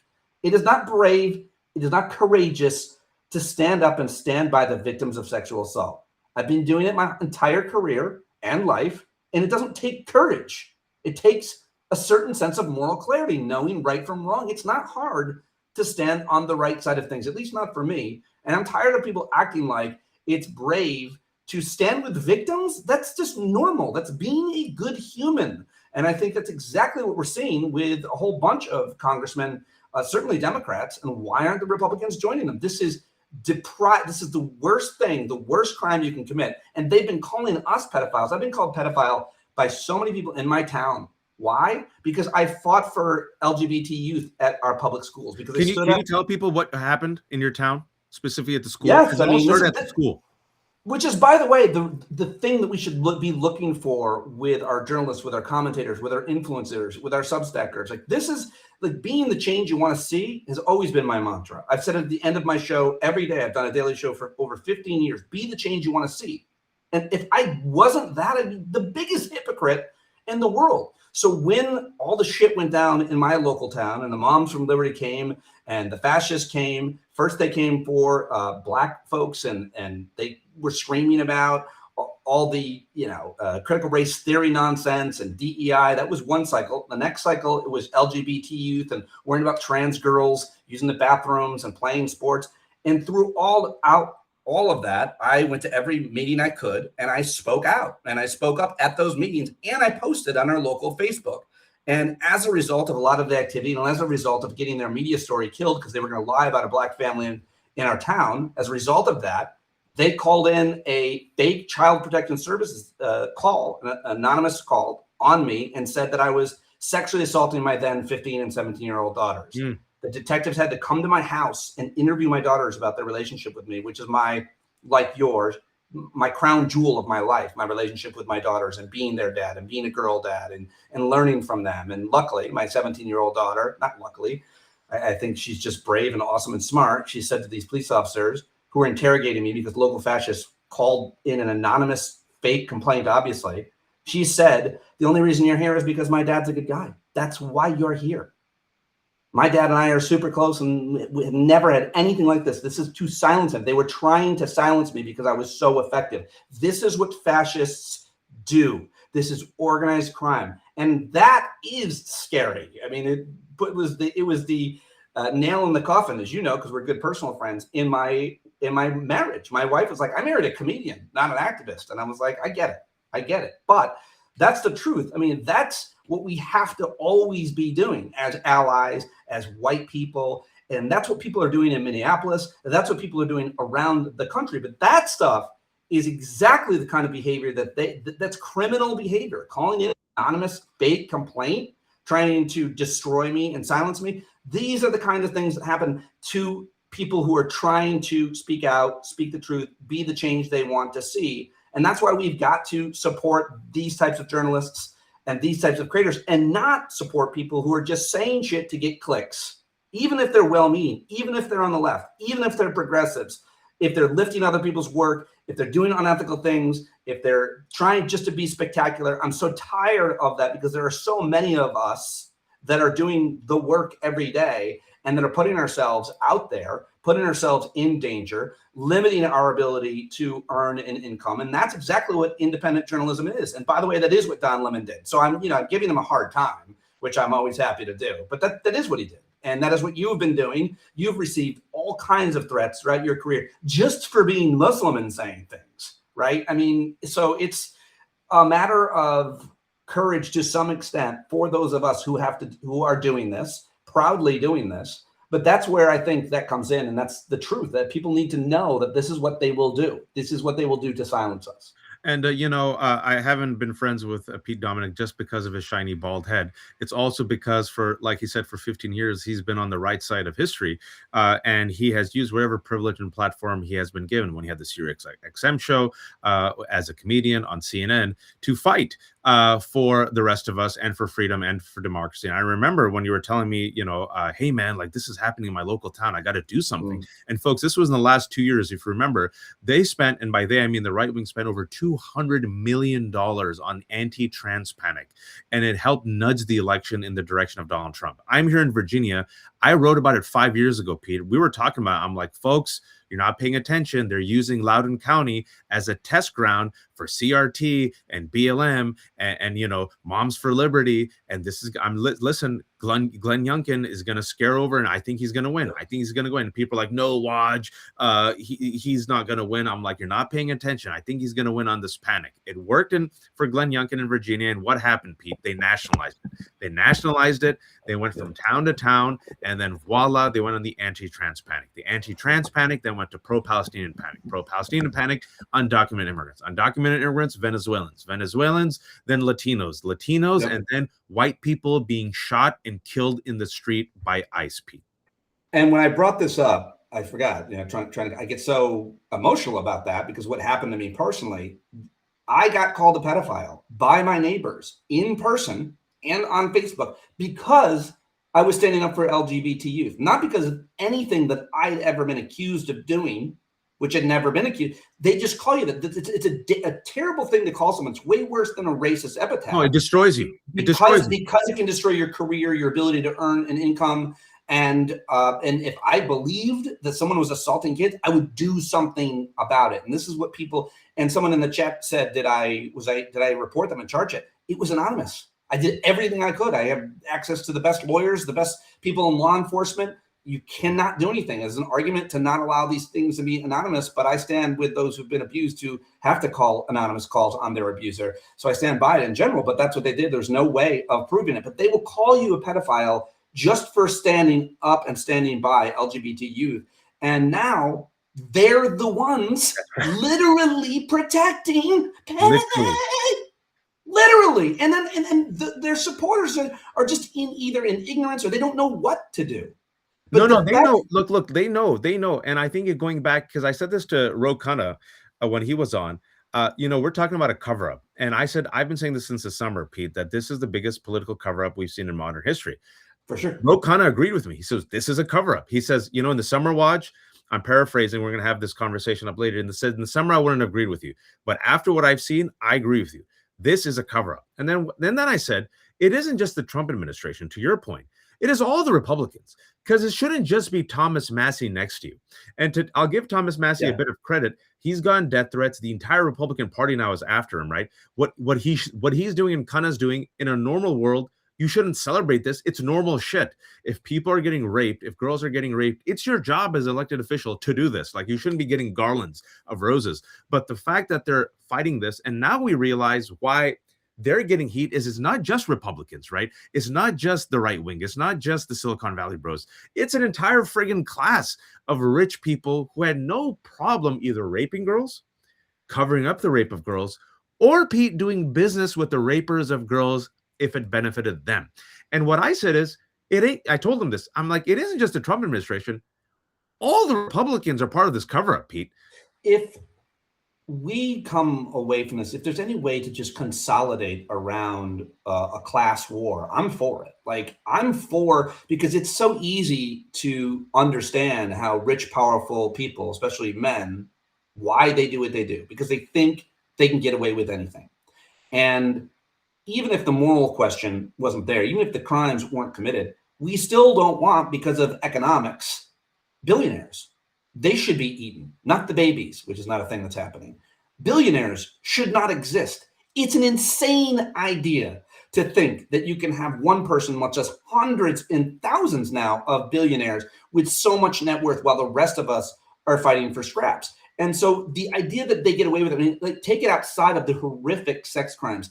And all we have to do is look back to 2008 and what happened in the financial crisis, the global financial crisis. What happened there? What happened now with the Trump administration disarming and destabilizing the Consumer Financial Protection Bureau, which was created to re-regulate, to solve some of the problems. What happened when one guy individually defrauded people of their savings?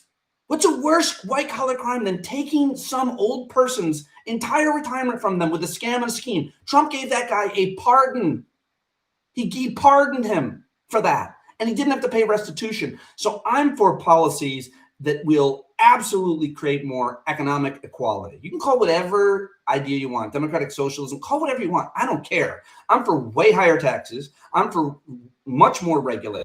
And so that these people never get so powerful to begin with, so that they think they are invincible. Because that's what we see. It's natural for people who have that kind of money and power to think they're invincible, especially dudes. I'm sorry, it is. So let's not let people accrue and sustain and give to their relatives that much wealth. How about that idea? It's been tried. It works all over the world. Oh, this is where now I'm going to push back a little bit against you when you said, I agree with you. Well, maybe you might agree with me. I agree with you when there's a lot of good Democratic fighters. I do. And I lift them up and I give them credit. The establishment, when I criticize the Democratic establishment, it's different from the good Democrats, meaning the Democrats. I like that nuance. I like that hair splitting, and I do like. No, but I think it's important, right? Because you don't want to throw all the Democrats under the bus, because you got people like Chris Van Hollen, you got people like AOC, you got people like Murphy, who's doing some good work. You got people. There's a ton of great senators. Yeah, I you can got name like Ro almost Khanna. every senator in the Democratic Senate is doing really good work and has been for a long time. Most of them, yeah. But now the person who has been anointed or thinks, and I think he peaked early. I've been following his career my entire life. The person who's the front runner, allegedly, and I don't think he will be soon, Gavin Newsom, when he was given a softball down the middle a month and a half ago about taxing billionaires, literally popular across the board, Pete. You know what he said? They're part of the Big Ten. Your response? I think that anybody that doesn't want to tax the wealthy, and we can decide what those levels are, but the dollar you make over $1 million gets taxed a certain high percentage. They don't get to make it through the gauntlet of primaries. I think that is a litmus test. Earlier, I said agree. We can't agree on everything, but absolutely taxes on the rich. And my congressman is Mike Lawler. You know him? Just for Men guy. Yeah. Oh, he's the worst. The worst. And I was at one of his town halls where people were getting thrown out last year. And I screamed, tax the rich.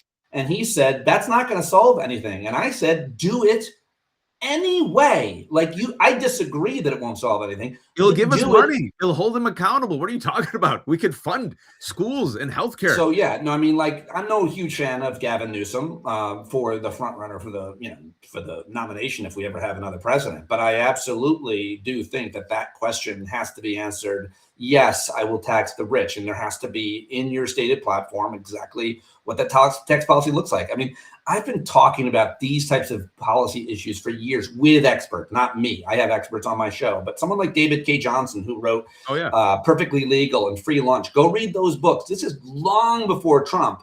And there's so many other super wealthy individuals and industries and captains of industries who are rigging that industry. And now the Supreme Court is owned. We've got to end Citizens United. I interviewed a great person that you got to have on, Tiffany Muller from endcitizensunited.org. It's the 10th anniversary of that Supreme Court ruling. And what that has wrought is also really important. I knew then when I covered that issue, when I was talking to Supreme Court constitutional law scholars, when that decision came down, you knew what was going to happen.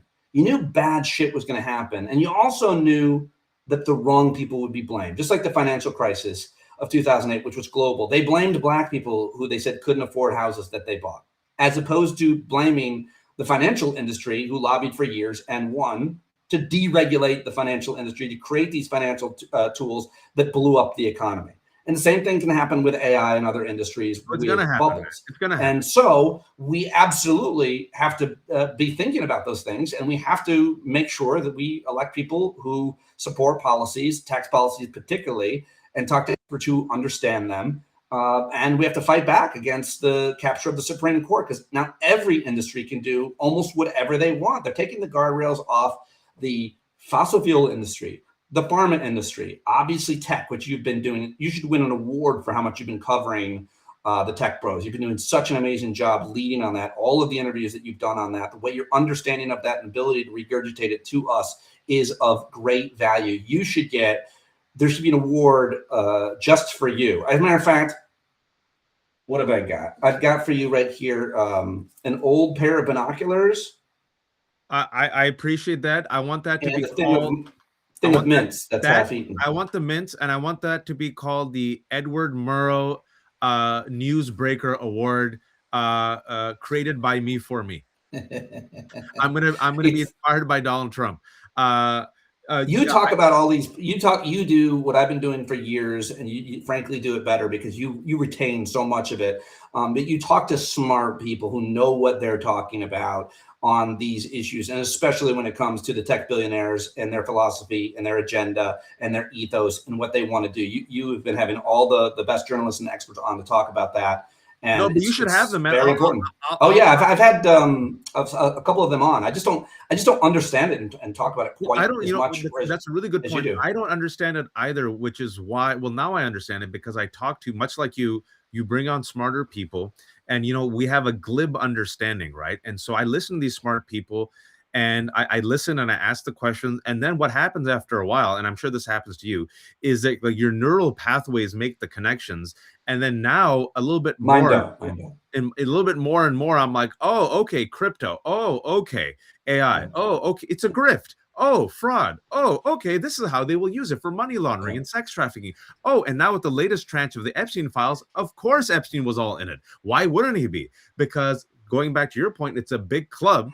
We ain't in it. And if I'm part of this big club and I believe God or nature or Kismet has made me the superior man by virtue of my wealth and whiteness, and the world is my oyster and there's no rules that apply, that's how these people operate, Pete. Let's be honest. I'm so mad that as a white, that it's way harder for me than it was for my parents to afford to live comfortably. I'm at my parents' house now, helping out them, taking care of them. And thinking, you've seen these charts and how so much has changed in America, how Americans used to be able to afford to buy a home when they were in their 30s, and now you can't, even if you're like 50. Like, no one can afford to buy a home. Why is that? Well, there's a myriad reasons, but one of them is definitely private equity buying up all the homes. How is that fucking legal? Who is to blame? So, like, I'm angry that my daughters who are going off to college, and I'm now empty nest, separated, maybe I want to buy a new house. Like, they've rigged the economy against us. Absolutely. Even the whites, with all of my opportunity, with all of my privilege, with all of my success, I've had tremendous success. I've made a good amount of money, yet life is still really scary financially for someone like me. So for the rest of people who didn't have nearly my opportunity, it's that much more rigged. And that's what sucks. And that's what David K. Johnson has been writing about for years, and so many other great journalists. And we know what the catalysts and causes for these things are. It's before you get to Trump. It's what I've been talking about and screamed out with experts long before 2016 on my national radio show on CNN and elsewhere. These are the primary factors. We know who supports these policies and these ideas. They are entirely Republicans, and certainly a lot of corporate Democrats. But even the corporate Democrats, and a lot of Republicans want to get the money out of politics. Hate what happened as a result of Citizens United. Hate that super PACs and dark money has flooded every campaign. If you don't name any industry or name any part of your life, and I can connect it to how some industry or company has exploited, rigged, and lobbied the rules so that they can make maximum profit and put it way over people. And started with climate change. It's top versus bottom, man. It's top versus bottom. I mean, I think that's what you said last time we were alone. Yeah. Hey, top one. But bottom will get revenge. It's Qasim says, right? Or what I say, it's the 1% versus the 99%. Like, look, at the end of the day, you're a comedian, you're a storyteller. I started off as a writer. I will still like to write. But human beings are storytelling animals. And this is why I think it's a very easy message, and why so many corporate centrist, Democrat, lefty, center left Republicans are so resistant to it. Is the narrative is simple. Let's call ourselves the protagonist. The protagonist is the 99%. It is the whites. It is the browns. It is the blacks. It is the moms. It is the people who want to be middle class. It's most of us. We want to get to a goal. What's the goal? You want to have, a job. You want to pay your bills. You want to maybe have a house. You want your kids to have a good life. That's the goal. Yeah. There's a villain. There's a villain impeding the goal. Who's the villain? Not a Somali, not a Haitian, not a trans kid, not a pro-Palestinian activist, right? Not the deep state, the left. Oh, no. It's the deep state, which is the broligarchy, which is the 1%, which is the Epstein class, which is this entire group of people. Which owns the Epstein class, owns the Supreme Court, which buys them RVs and pays for their kids' college and pays everything, man. They funnel money to both sides of the aisle. Everything. And I think the Epstein,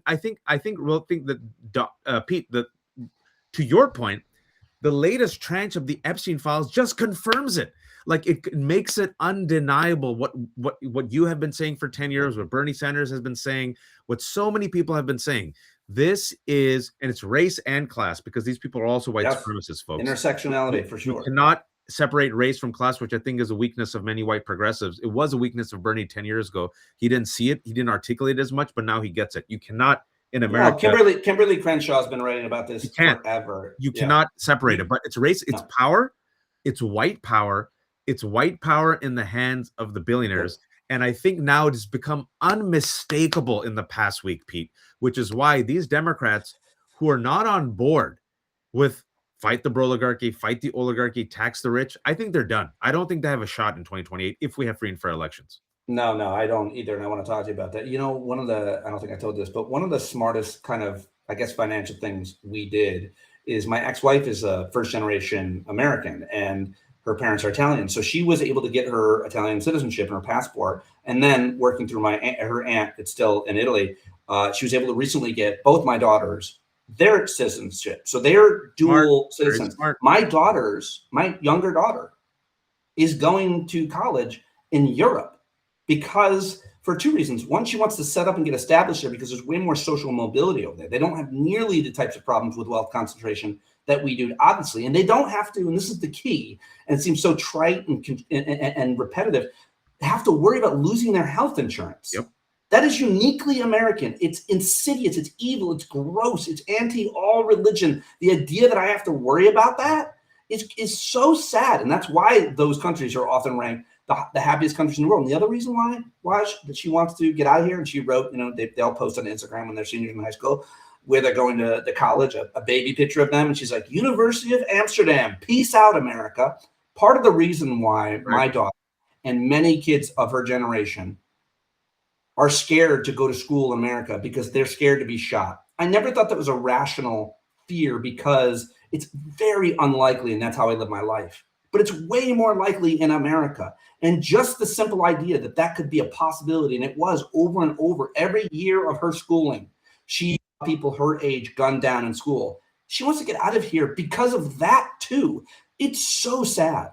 It's so frustrating that this country treats its people so terribly, that my neighbors, call me a pedophile because I stand up for LGBT youth. We have become each other's enemies, and it is the saddest thing I think about, what's happened in our country for people of our generation is how far we have gotten away from each other, our loved ones, our neighbors, our relatives, our coworkers. It's deeply saddening and depressing to me. But while my daughters are both going to Europe, and so is my ex-wife, I will stay here and fight because I live to fight bullies. That's what I do. It's who I am. It's why my show is called Stand Up and has been for 15 years. And I'm not going anywhere. They can keep trying to silence me. I would rather die doing this or be silenced or lose all my money, whatever it takes. It gives me tremendous purpose to do this kind of work, and I'll continue to do it. So we all have to. You're like me. We're masochists at the end of the day, because I had this conversation with my wife. I think America hit the high water mark in the past, and yeah. I'm not a cynic, but you have to look at I'm a pragmatist, and I'm like, the country's never going to reach where it was in my lifetime. It's just not. There's been generational damage. That doesn't mean you give up. So the question then was, well, where do we go for our kids' sake? And your children are not the only ones. For the past 2 years, I've heard many kids. Oh no, it's people are like, to get out. I'm going to Norway. I'm going to England. Why should I stay in America? They don't care. Like the whole mystique, the romanticism. They're like, no. They're like, why? People are going to the East, right? And I think that's going to be more and more. America's going to be more weak, more poor, more isolated. Sadly, I think we're going to go through a bunch of things. But then at the end of the day, like you, I'm a stubborn shit, and I'm like, gotta fight the I don't know. For me, I mean, you can call it masochistic or stubborn. Like to me, though, it's more deeply philosophical. To me, it's about purpose. Yeah, and it's about like what I've established and accomplished in my life in this beautiful vessel that I'm traveling through life in, with this perfect symmetry in my face. I have accomplished a certain amount, and I want to make sure that I continue to use what leverage I've gotten.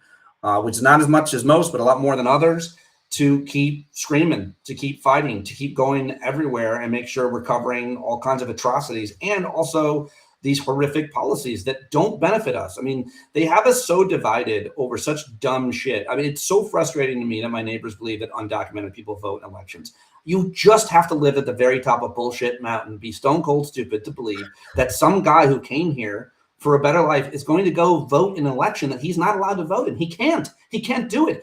When he shows up, his name is not on it. You think he's going in there and presenting? Hi, the guy that looks like me walks in and goes, hi, I'm Wajahat Ali. They're like, no, you're not.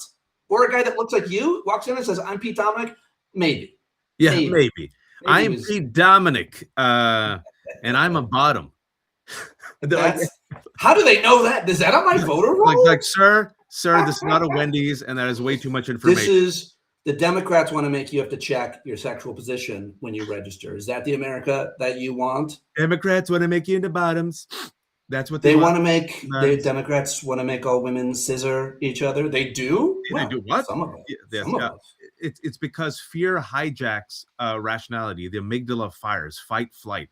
and otherwise smart people believe lies that comfort them. And the biggest And lie perception, exactly that. I got in an argument with my friend SE Cup about this, I don't know, last year before the election, and because they're about crime.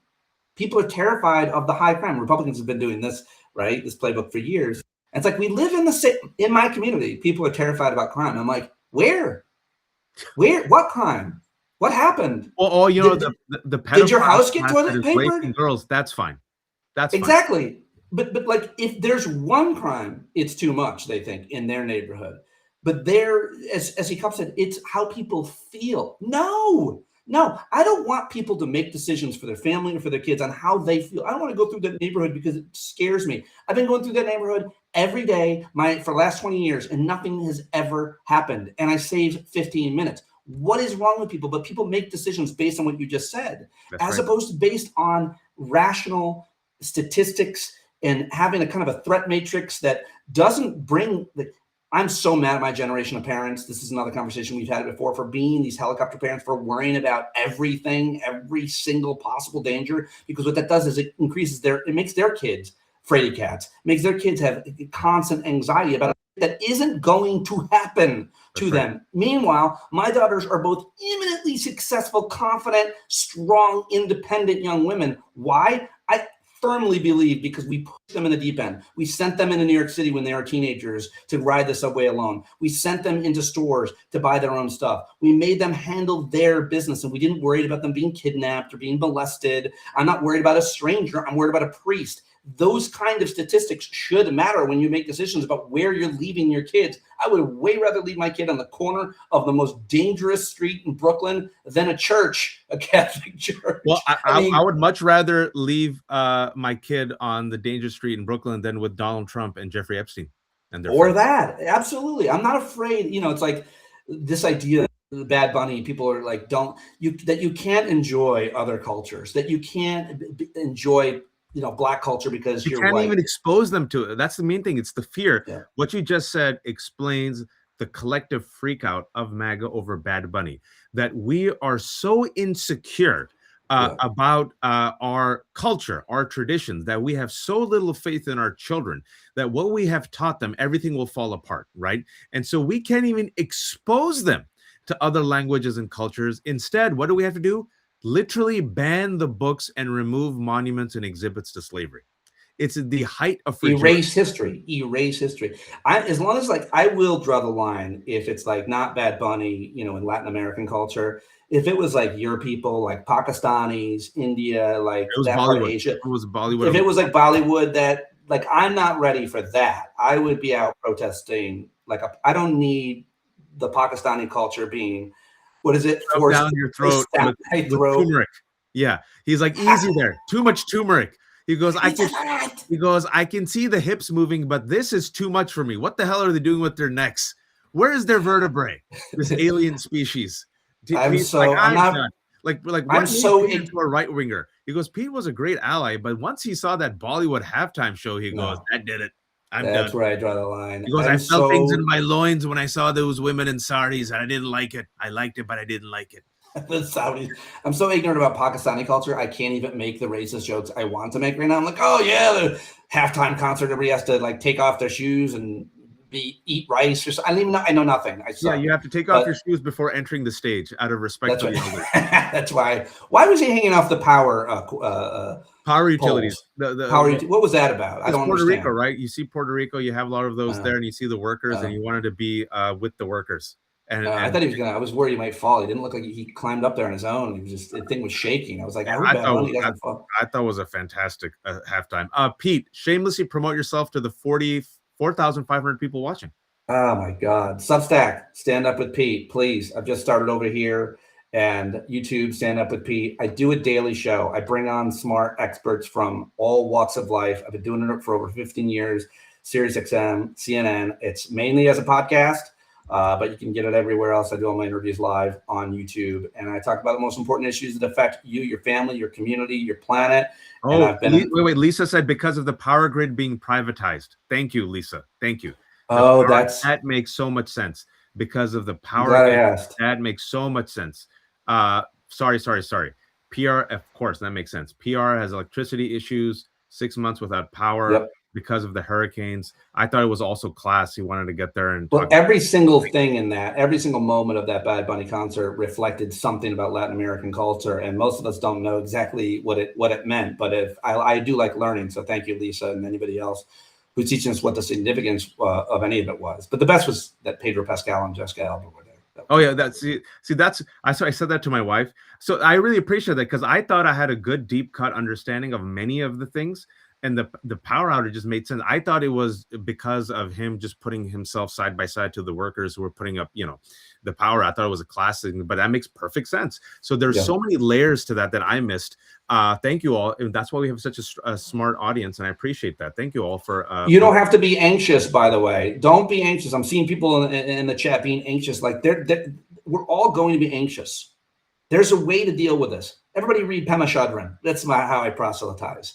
Like, when my kids were younger, Pema Chodron, the Buddhist monk, read When Things Fall Apart and Taking the Leap. Those two books have changed my life. Read the Stoics. Stoicism and Buddhism are the answer to anxiety. But just one quick anecdote, Watch. Your kids are what ages now? 6, 9, 11. My daughters were around that age, and I heard a news report that there had been a kidnapping, and 2 girls were kidnapped at a roadside stand. And I heard it on the news. They always report when bad things happen to kids.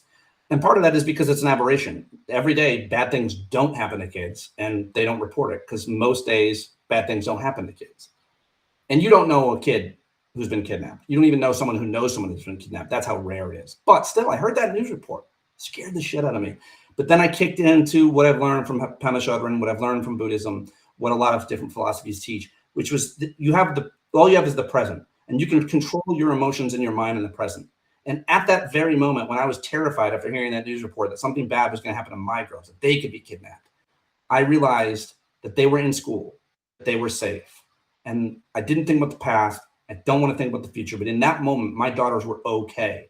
And I was able to remind myself and hear that chatter and stop with anxiety. Don't worry about your kids in the next day. Build them to be confident and independent on their own. You will not be there to save them from a tough argument or a violent interaction. You are not Batman. You are not a hero. Teach them to fish. Push them out. Teach them to advocate for themselves. That's what we do as parents, and that's what combats the anxiety. You feel better when you know that your child has a lot more agency, has a lot more control. And this is especially an important thing to do with girls, because culture beats it out of them. And my daughters are fierce. They're independent. They're confident. They're so successful. I'm so proud of them. And I didn't suffer from crippling anxiety. My wife dealt with it a lot and went to all these sources, which I'm referring to, which really helped me a lot. But because of these theories and philosophies and staying in the present and realizing you can only control yourself, you cannot control the universe. And what you can do is raise your kids to be independent and responsible, understand the way, as much as you can, the way the world works. Because you're not going to be there to save them. You don't want to be there to save them. You want them to be advocates for themselves and take advantage of whatever agency they have. And I'm just like blown away by my daughters, 21 and 18. And Pete's a superstar dad, folks, a great dude. And I really appreciate what you told people about anxiety, because there's a lot. Parents, especially. Yeah. And we're going to go through a lot. It's going to be tough. But I believe, my wife and I were in the same boat, is that if given a choice between hiding or protecting or exposing, we have deliberately chosen to expose our children. And, they're at different ages. Your kids better than anyone, parents listening. But, we exposed them to what was happening with the George Floyd protests. They were even younger than they are now. We exposed them to the CRT and DEI stuff. We exposed them to, why people are marching in the streets for No King's Rally. And guess what? Kids are smart. Kids are sensitive. And not only are they smart and sensitive, they're already talking about it in school. So when they see that your parents are able to give them that type of knowledge, it makes them more elastic, more, we're talking about neuroplasticity. We have a really smart crowd today. First of all, y'all are awesome. Makes perfect sense why those polls were there. So now I completely get it. So thank you all, because of the Puerto Rican power outage, especially the hurricanes, and they've been completely neglected. But also I was talking about neuroplasticity, and apparently we have someone here whose whole life has been spent on neuroplasticity. But you can make your children more resilient and tough. You cannot hide the world from them. They cannot. They're dealing with the world. But once they get a phone, they can see the world, and the world can paralyze them. And I just, the other recommendation, we always end up talking about parenting, you and I, is before you get your kid, put your kid on an anti-anxiety or antidepressant drug, an SSRI. Before you do that, before you do it, and I understand why everybody wants to do it. Are they journaling? Are they meditating? Are they talking to a therapist? And are they exercising? Give them the drugs, but not before they're doing those. So those modalities to deal with anxiety and depression are so unbelievably important. They're unparalleled in their success. People want to go quickly to drugs. I understand it. I get it. I'm not even criticizing it, not criticizing anybody, but not before you've also done these or doing these in partnership with. Get Partnership, that's a key thing. Get your kid to meditate. Help them. Everybody can do that. Teach your kids to journal. Make sure that they exercise and do those things for yourself too. The answer to anxiety, believe it or not, is cognitive behavioral therapy, including cardiovascular activity, journaling, meditating, and therapy. If you're doing those things every day, you will have a much happier, more peaceful existence, no matter who you are. I firmly believe that. It's worked for me. It's worked for my family. And every platform I get, I like to proselytize about that. No, it's very good. And also, everyone's different. And so, the key thing is, for many people, you need the medication, but medication alone isn't enough. You have to change your behaviors through habits. And that's what Pete is saying, right? And these habits are beneficial for everyone. Because medication by itself, without changing the habits, only gets you halfway there for some people. But for many of us, you need the habits. And again, since you've talked about it, I haven't talked about it much on Substack, only because I haven't been given the opportunity, but I wrote about it in the New York Times. I wrote about having OCD, obsessive compulsive disorder. My father has it. I have it. Just how my brain was, it works, folks. I was born with it. I don't wish it on anyone. It makes life much harder. Our brain is like everyone else's brain, but about 2% of the people in this world, they have obsessive compulsive disorder, in which your brain is a hyperactive best friend and warns you about things that you shouldn't be warned about, but nonetheless, your amygdala fires. And so you're sitting there logically realizing, I shouldn't be worried about this. But if you had OCD like I had, we have the same brains, we're sitting right here, Pete, you would behave the same way, because your fight-flight system goes off. Everything in your body says escape, escape, escape, right? And then what happens, folks, just to give you an insight into OCD, and why it's not fastidious or being like, nitpicky, that's not OCD. It's your brain being a hyperactive best friend, warning you about things that you logically know you should chill about. And then for most normie brains, 98%, after 3 seconds, you and I have the same thought. What happens if I fall off this cliff? That's a silly thought. You move on. For OCD, it's not automatic. Yeah. We have to manually shift it back, which is why it makes it so much more painful. And again, I speak from experience. It's going to just stay with me, folks. 30 more seconds. It's going to connect. At the end of the day, how do you control your life with OCD? And it's so brutal, Pete. This is it. The only way out is through. And the analogy I'll give is this. The analogy of the story. You have to enter the dark forest, filled with all the worst creatures and ghosts and goblins of your nightmares, armed only with faith and conviction. You cannot indulge in the obsessions because you become addicted to the obsessions. So you literally have to go through the dark forest. Everything pops up at you.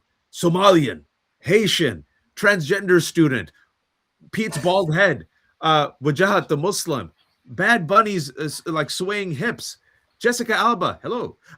And you have she there? No, just I wanted to put something nice there. And so the bad hip, everything else is nice too, folks. I'm just kidding. But you have to go through without indulging in the compulsions or the avoidance or the escape.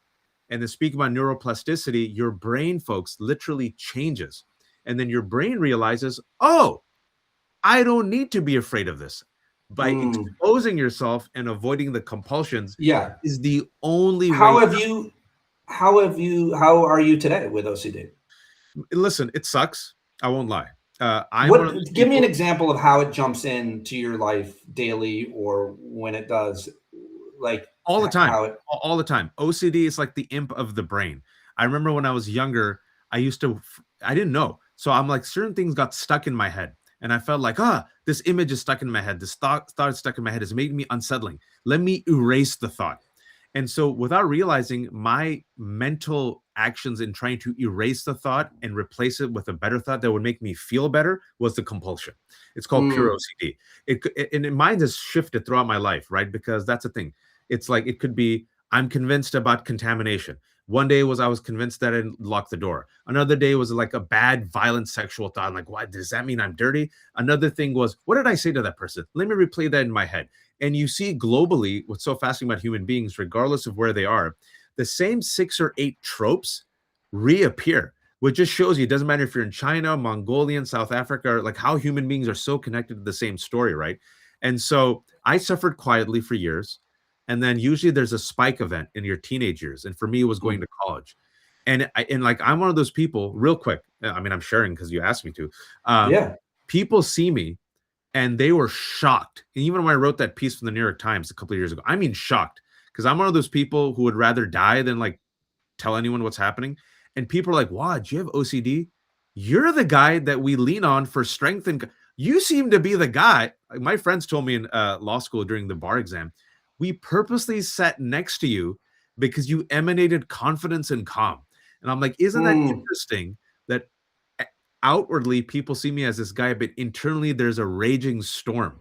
And so the only way I thought about this a lot, it goes back to your point. The way I'm the way I'm made by God, by nature, by Chisma. Pete, I have 2 choices. My instinct tells me never to go into the water because of the OCD. But I know if I never go into the water, I'll never be able to catch the wave. Does that make sense? Yes. So for a guy like me to operate, I have to deliberately every single day throw myself out there and resist the voices in my head that mean well, that are trying to protect me from myself. I hope that makes sense. It does. Well, it makes what you're saying, you're illustrating what you said earlier is going through it. You have to go through it every day. I love the comments in the chat from the therapists and others. Oh, I didn't read it. There you go. I mean, just reinforcing a lot of what we're saying. Yeah, don't forget exercise. I mentioned exercise, and someone who's a therapist saying fully agree. And somebody else writes, remember, Buddha as Siddhartha was protected by his dad, the king. How did that go? To the point I'm making about protecting your kids. No, Siddhartha went out on his own and became the Buddha. So, I mean, there's 2,000 years worth of research and philosophy. It's all there for you. It's all there for you. I highly recommend Panashadran. I'm telling you, those books changed my life. The book is called, the one that really affected me, and so many people have read it, is called When Things Fall Apart. I might have told you this before, Waj, but I was hiking with my very wise 15 years older best friend of mine several years ago. And he told me to read this book when I was having some troubles. I just lost my job. And he said, you got to read this book When Things Fall Apart. And I said, but Ken, what if things don't fall apart? And he looked back at me on the trail and he said, Pete, things always fall apart. That's right. And I read that book and it just changed my life. And I have been pursuing, I read it like every day. I read chapters every day. I read them out loud. I've read and recorded them. Not only that, but obviously like Stoic philosophy and Buddhist philosophy. Those are the ways for me through anxiety and through depression and through all of this. And so anytime we share these modalities, especially for men, because somehow it's harder and weirder to talk about these things. But Waj and I are not cucks. We are not cucks. Beta. I'm a beta, but am I a beta cuck? Did I freeze? Are we here? No. Am I on? No. I married up. My wife is super hot and smarter than me. Yes. I have. Sorry, I love it. I can give I drive my Honda Odyssey minivan. I think we're very confident men. I think we have a quiet confidence about us, and that is why we don't have to act like Elon Musk, who are very insecure, or these incel bros. I think that's why we can openly say, yes, I have 2 daughters. I have a son. My wife is dope. I think that's a sign of confidence and masculinity. And I think these people who call us cucks are projecting. It's all projection. I think they're very weak. And I know some people, I'm reading the comments now, I'm catching up. And I just shared my article that I wrote. Wow, it's like 8 years ago. I'll tell you something though, Pete, and we've talked about this before. I'll keep you for a couple more minutes. The reason why it's important, I think, to talk about it, I appreciate you bringing this up because especially for men, when I wrote that article, it was a real risk. This was 8 years ago. And I thought, man, if I write this, what are people going to think about me? What will people say? And this might hurt my career. This is 2018 because people might think X, Y, and Z. Instead, what happened, Pete, this is fascinating. Nobody mocked me. Nobody made fun of me. And on the DL, I got so many messages, not just from men, but like I can't name them. I'm talking about published authors, musicians who have suffered and continue suffering in silence. Number one. Number two, a lot of people are like, thank you so much. I haven't mustered the courage to share that with anyone yet. And then I became like impromptu DIY therapist for a couple of people, and I ended up helping them, following some behaviors. But there's so many people who suffer in silence because of shame, and then especially men. And Pete and I have always joked that there's so many men our age and older, like there's our generation of men and older, like we're this old beta model that like we just die at the age of 65, and people are like, that's so strange. He did pilates and yoga and he was a vegan. And then, but if you did a spiritual autopsy, you would see, oh, loneliness, anxiety, depression, sadness. I can't hear you. Your cuckness, the cuckness took over your voice. No, can't hear you. What happened, bro? You were perfectly fine. Go back to where you were. We'll talk about that. I had no idea that people seem to enjoy that little diversion we did into anxiety and OCD and how to manage it and mental health. It is a daily. Yes, Bill Burr did call it 2 years ago, called the Drop Dead Years. Very on point. I'm just waiting for Pete to come back. Pete has gone silent. Yeah, I don't wish OCD on my worst enemy. It is just the way my dad has it. I have it. A cousin came out and said I have it. My dad, respect, South Asian immigrant, senior citizen, goes to therapy, tells people about it. I mean, think about it. I'm talking about men, right? Men and culture. We don't talk about this stuff. So my dad, has controlled it with behaviors. I've tried my best to control it with behaviors. I white knuckled it for 20 years. And I got like 65% across. Nope. I'm just waiting for you to come back. And then finally, about 3 years ago, I decided to finally get help with a therapist. And the first thing therapist said is, oh, I'm sorry. That must have been painful. You struggled for so long. And then my wife was like, told you to go to therapist, idiot. And I'm like, and like, I'm just talking like a dude. Don't talk like this, but I'm being honest. Many men are like, therapy's gay. Empathy's gay. Talking about your feelings is gay. Pete Dominic's gay. Rubbing a cat's gay. Smiling is gay. Everything is gay. I'm sorry. Like, that's just a mindset of so many men our age and older. Everything is seen as weak and effeminate and gay. This is just how many men from our generation older talk. And instead of getting help, you end up suffering. And what makes it worse, I remember what made me finally do it, is I said, am I stopping myself from being the best version of myself, the most healthy version of myself? And is that going to impact, or is that impacting my wife? And is that impacting my children? So that's why I did it. I'll give Pete 5 more seconds. Gloria, that's so sad, Waj. I'm one of the good ones. But if I may, since I have 5,000 people here, life expectancy has gone down in Trump's America. We don't have healthcare. White men in particular, in red states with a lot of guns, where they have loose gun laws, are killing themselves. So men are killing themselves. Men are losing their jobs. I'm not just saying just men, folks. All right. And I know whenever I talk to this, a few women are like, who cares about the patriarchy? Who cares about these misogynist men? You should. They're going to be your sons, your uncles, your fathers, 49% of the population. There is something in society where if you see a woman, I'll give you an example. Suppose I go to Safeway later today and I'm trying to get popsicles for my daughter. And I see a woman just crying. And I'm like, are you okay, ma'am? Oh, just had a rough day. Society allows that. And I'm like, you know what I'd say? I'm like, oh, okay, you're fine? She'd go, yes. Can you imagine a dude doing that? Like a dude, like just a dude, like a hairy dude like me, just sitting there like crying. You're like, excuse me, sir, everything okay? Just had a rough day, bro. Like, it doesn't happen. So men, especially our age and older, are taught to be a good man is you suffer quietly. Suffering quietly means you suffer well, and then you die. All right. Which leads to, wait for it, a lot of toxic men. And a lot of these toxic men are in power. And unfortunately, they have a lot of money.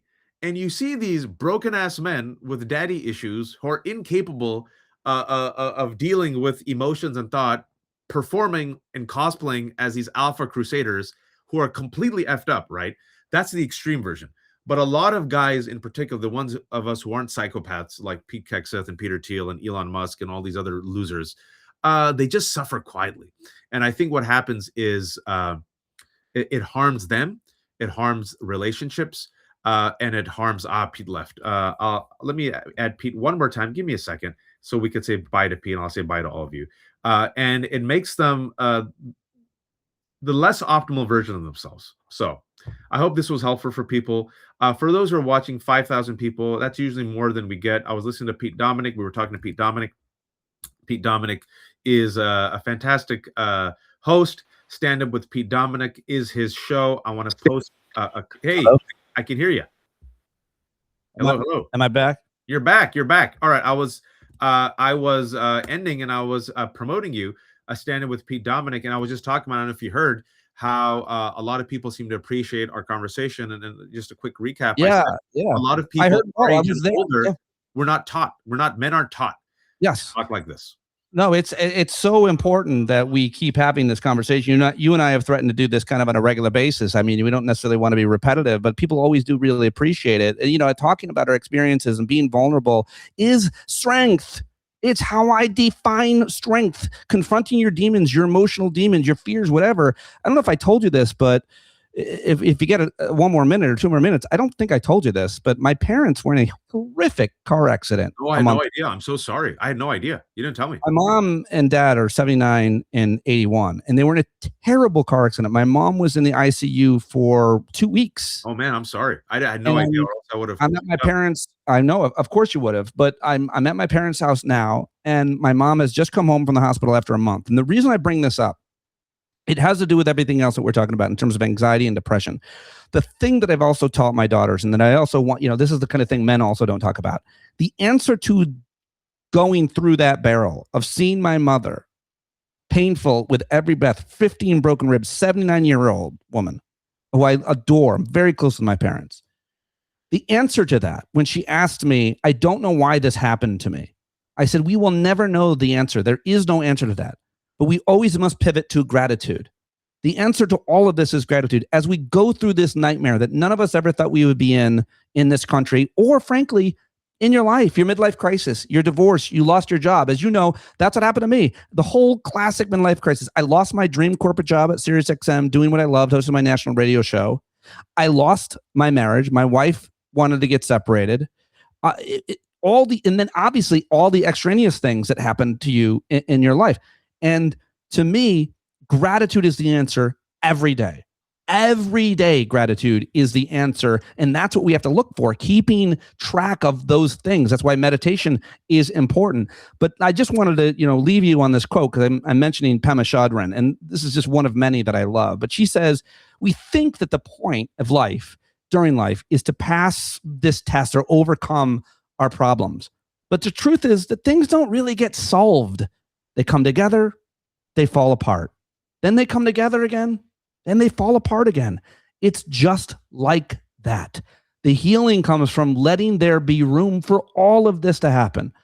Room for grief, room for relief, for misery, and yes, room for joy. And that's what you and I have. That's what, together, that's what so many of us have as individuals. And all of this is normal. And we have to find a way through it. And to me, dealing with my own personal stuff with my parents and this horrible accident, gratitude has been the answer.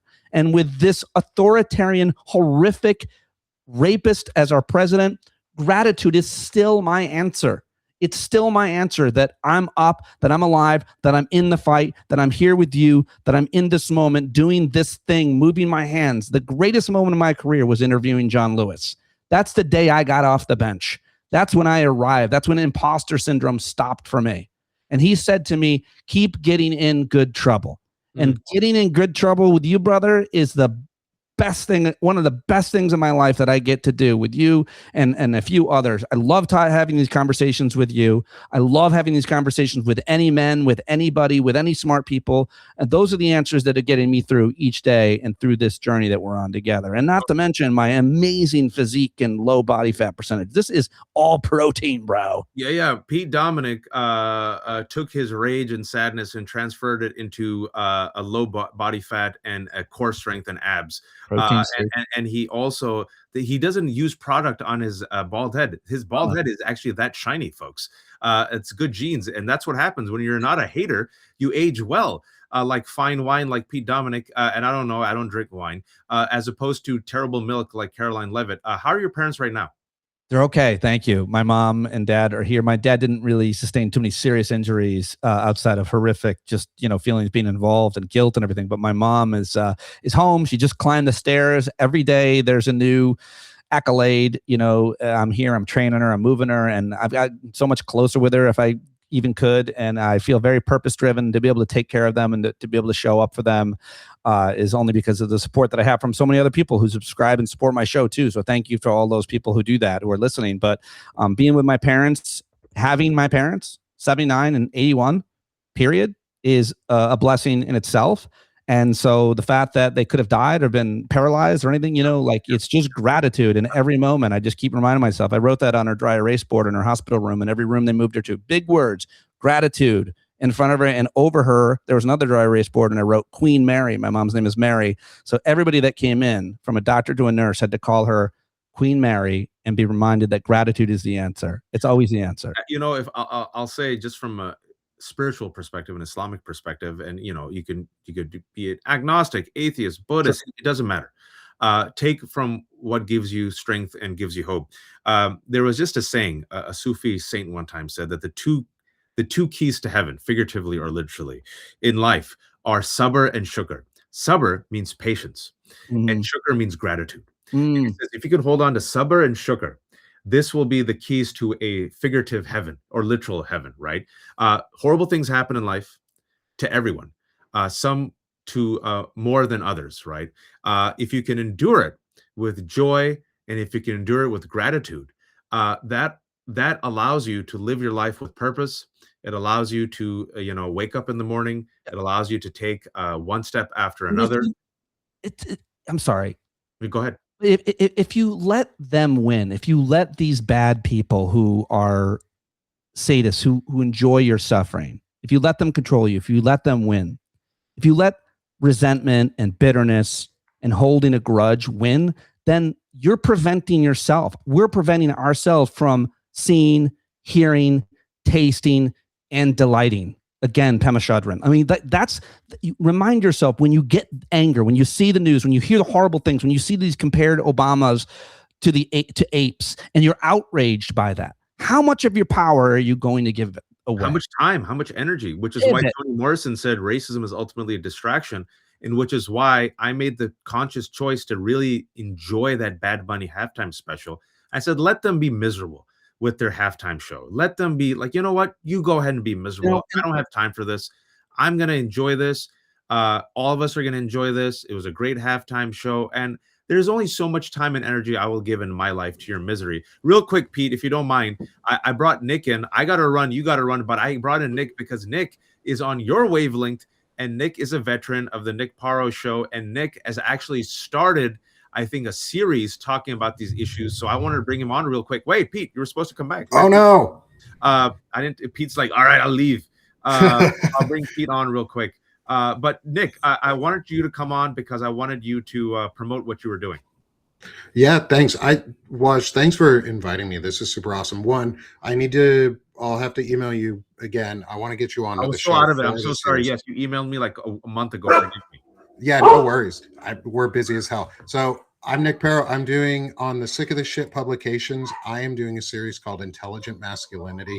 It's both a written and in interview series. I've done 2 to 3 interviews a week since the beginning of January, going through different men who are of all stripes, from large platforms to small platforms to incredible groups of like just across the community. And we're learning so much about masculinity and what it means to be an intelligently masculine man, which is you take ownership for your actions and you hold yourself accountable for your actions, and you're willing to live with the consequences of your actions and your values. And you want to get connected to Pete? I think he'd be oh great. yeah, I would love to get connected with Pete. I think that would be amazing. I'm trying to get connected with right as now. many people as I can. Let me do it right now. Hold, so I don't forget. Nick and Sick of This Shit meet each other. Nick and Pete. All right, it's done. Appreciate that, Waj. That's amazing. Thank you. And also shamelessly promote yourself. Yeah, you can find me at Sick of This Shit Publications or sickofthisshit.substack.com. You can find me. We have a brand new shop, which is shop.sickofthisshitpublications.com, where we're doing merch, which is kind of sweet. I'm watching a baby, so there's little voices in the background. I know you got like 10,000 kids. Baby and pet friendly zone. You will never have to apologize. Oh yeah, pet friendly zone, baby zone, kid zone, toy zone, all toy zone, Star Wars zone. You've seen Nick. I don't know if you all can see. Nick has an exquisite collection on his right hand side of Star Wars minifigures. If you can just pan to your right, if that is possible. Awesome. That is awesome. Well done, sir. And that's not even all of them. I have some of the Lego heads too of some of the Star Wars figures. Just like Waj, I'm a Star Wars. You have the better ones. I see that. I see that Eye of Sauron over there.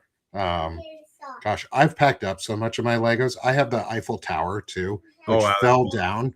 And I have to rebuild it, which is kind of a shame. It has lights on it. It's all lit up. But you can find me at Sick of the Shit Publications, shop.sickofthisshit.com, or shop.sickofthisshitpublications.com, or you can find me on Banner and Backbone, which is my alternative media site, which does civics-based media and content, where a lot of veterans and others are coming together to build a platform that is community-driven and just civic focused, getting you back engaged. And Kathleen, look, Kathleen said, and both of you guys somehow got married and had sex. Exactly. See, yes. You're redefining masculinity. And for those, one day I'll bring on my wife for her expertise. She's a fantastic family med doctor doing amazing work. But anyone who's seen my wife, the first question is how? And I'm like, I don't know. And then they're like, why? I mean, I'm happily married for 11, going on 11 years this year. So, congrats! I'm on 13, going to 14. Pete, you were married for how long? Like, you were married for my wife left me. Nice to meet you. Yeah. Well, hey, Pete, it's nice to meet you. We're actually, Nick, follow me and Nick. Pete, so real quick. So many, but just to jump back into the conversation, and I'll jump out and watch you guys. It's really nice to meet you. Like, no, we're leaving. I just wanted to get you all both connected. I emailed both of you. It's super important that men, so many men have gone through what I've gone through. We're basically, just to make it short, my wife wanted to end our marriage. We're still good friends. She's like my best friend. It's amicable. We're good. But going through that is horrible. I didn't want it. He wanted it. There are so many other men like me that they resort to and stay with anger and resentment. I never felt anger or resentment towards my wife for wanting to end our marriage. I was very sad. I've been lonely. It's not been easy. It's so important that men talk about this too. It's very hard. Like, you're married for this long. You think, you've got a family like I do, a beautiful family, and then it ends. And whose fault is that? And how do you look to your friends? And were you a failure? And the answer to all those questions is myriad. It's different for everybody. But I wasn't a failure. We weren't a failure. Our marriage is a success. My daughters are amazing. We had a great run. It ended, but I'm not going to, it's so important that men talk with other men. There's all these like divorced moms groups and therapists, and it's great and that's helpful. But men need to talk to other men, because there's this idea of rejection from your wife. Your wife rejects you. Your wife doesn't want to be with you anymore. No one will want to be with you anymore. You'll never meet another woman again. You'll never be happy again. Men so easily go to a bottle and a bullet, and no one knows that more than Nick. Being a veteran and working with military members. I mean, this is such an important issue that men need to talk about. And I am very upfront and as honest and transparent as I can be about my marriage, the ending of my marriage, without in any way, criticizing my wife. And the most important thing that I learned, and I'll leave it on this, is simply that my wife didn't want to be with me in that relationship at the level it was anymore. I was angry. I was resentful. I didn't want to have it happen. She did and said ugly things to me at that time.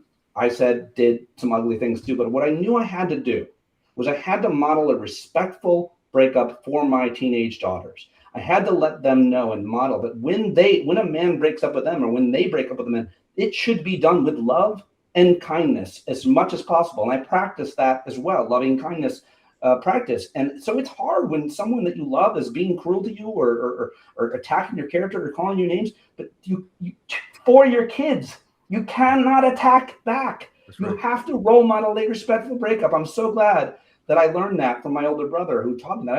I would have been a dick if not for that lesson. I'm sure of it. So it's an important conversation for men to have, to be honest and be vulnerable about. And there's no shame in it. It's not about shame. It's part of life. Things fall apart. I can't wait to have a really good discussion with you. I actually I was just in an interview for my Intelligent Masculinity series with Arturo Dominguez. And it's so incredible to hear your story, Pete, on how you are. One, it's really incredible to meet you for the first time. But also it's incredible to hear your story and how it fits in with the discussions that I'm having. And I can't wait to have you on for an interview, but also I'm going to get you both on I run a show called the Diogenes Club, which is a men's club show with myself, Walter Ryan, Evan Fields, and Dr. Eric Lulov, that you'd fit right in with to have this type of discussion about. Like, it's a men's club where you can cry with your friends, where you can cry with your brothers on TV or on a live, just having fun with each other. We danced. Walter danced for like 10 minutes, and we literally derailed the entire conversation because someone was dancing on the show having fun. Like, that was the whole, like, we need that right now. And so this is, to me, it's so important. All right. I kept you too long, Wash. Thank you. I gotta run. I literally have to go to the gym to stay overweight. Nick and Pete, really quick, shamelessly promote yourself to the 5,300 people watching. Please subscribe to my podcast. I do it every day, and you can support it at Patreon. It's also on Substack. Please subscribe for free on Substack or whatever. Stand Up with Pete on that on YouTube, and that would be amazing, so I can continue to have great conversations with guys like Nick and Waj. Looking forward to it, Nick. Your turn. Thanks, Pete. You can find me at Sick of This Shit or sickofthis.substack.com. I'm Sick of This Shit Publications and bannerandbackbone.com for both my publications, because I'm sick of this shit, and now we're doing this shit, and we're going to restore integrity, service, and ethics throughout America. Thanks, Wash. You're awesome. And, folks, and it's been really nice to meet you, Pete. No, and for the 5,300 people watching, and especially if you're Nick and Pete's a subscriber. Look at these two. Sorry, they both have Star Wars. You're both Star Wars nerds. Like, what? Get into Star Wars and you'll get married. Man, all I do is like super manly. I've got Gizmo sitting here on the desk. Gizmo! Too. I was gonna buy that. Oh, well done. I was gonna buy. I think you convinced me to buy that one. You should. You can have him sitting or standing too. Folks, I wanted to share this with all your subscribers. Ground News is my only partner that comes on.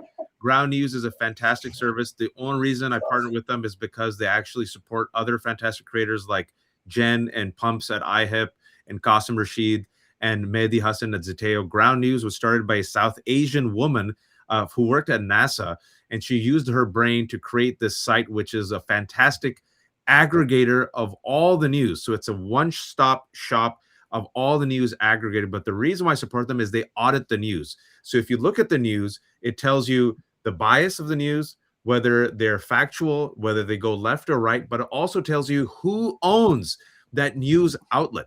And then they have something called Spotlight, which allows you to compare how the right wing looks at, Bad Bunny versus the rest of the world. So in addition to being a fantastic aggregator, Ground News is also an auditor. And I do this like only in a few podcasts, but since there's 5,300 people watching, they've given 40% off to anyone who joins up. groundnews.com/hook. I don't get any money from this.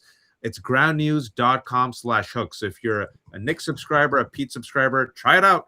Get 40% off. And people seem to really, really enjoy it. And then finally, the left hook. I'm a terrible capitalist. There's no paywalls. Everything is for free. I depend on the kindness of strangers, much like Nick and Pete. We're like Blanche Dubois without the melodrama, or maybe Pete Dominic is Blanche Dubois with the muscles It's the lefthook.substack.com/special. It's 25% off forever. $3.75 a month, folks. If you can become a paid subscriber, please do. If you can't, just subscribe for free. It's all free. And I'll end this. I've been going for 4 hours straight. I think I might have to stop. Go take a nap, man. No, first of all, I'll break this all up. I'll have this up later tonight. First 30 minutes was Prem Thakkar of Ground News with a fantastic coverage of Epstein's connections to Israel and why it's important. Then we had Ro Khanna come on with some breaking news. He named the 6 people who redacted. He calls it a cover-up, a Trump administration cover-up. He says the Epstein scandal is bigger than Watergate. Then we had a fantastic technology reporter who came on and literally connected the dots as to Epstein, the techno bros, Silicon Valley, and all these freaks and their fascist utopia. That's David Morris. And then we had this bald man, Pete, who was, was just lonely. So I decided to entertain him. And then Nick came on and we talked about how people need to be informed, empathetic, and they need to engage the world to fight fascism. And then Nick came on and it became a really interesting conversation about mental health and spiritual health and emotional health. Thank you all for watching. This will be up later today on all of our Substacks. Be kind, take care of yourselves, and please, oh please, don't be a fascist or a toxic man.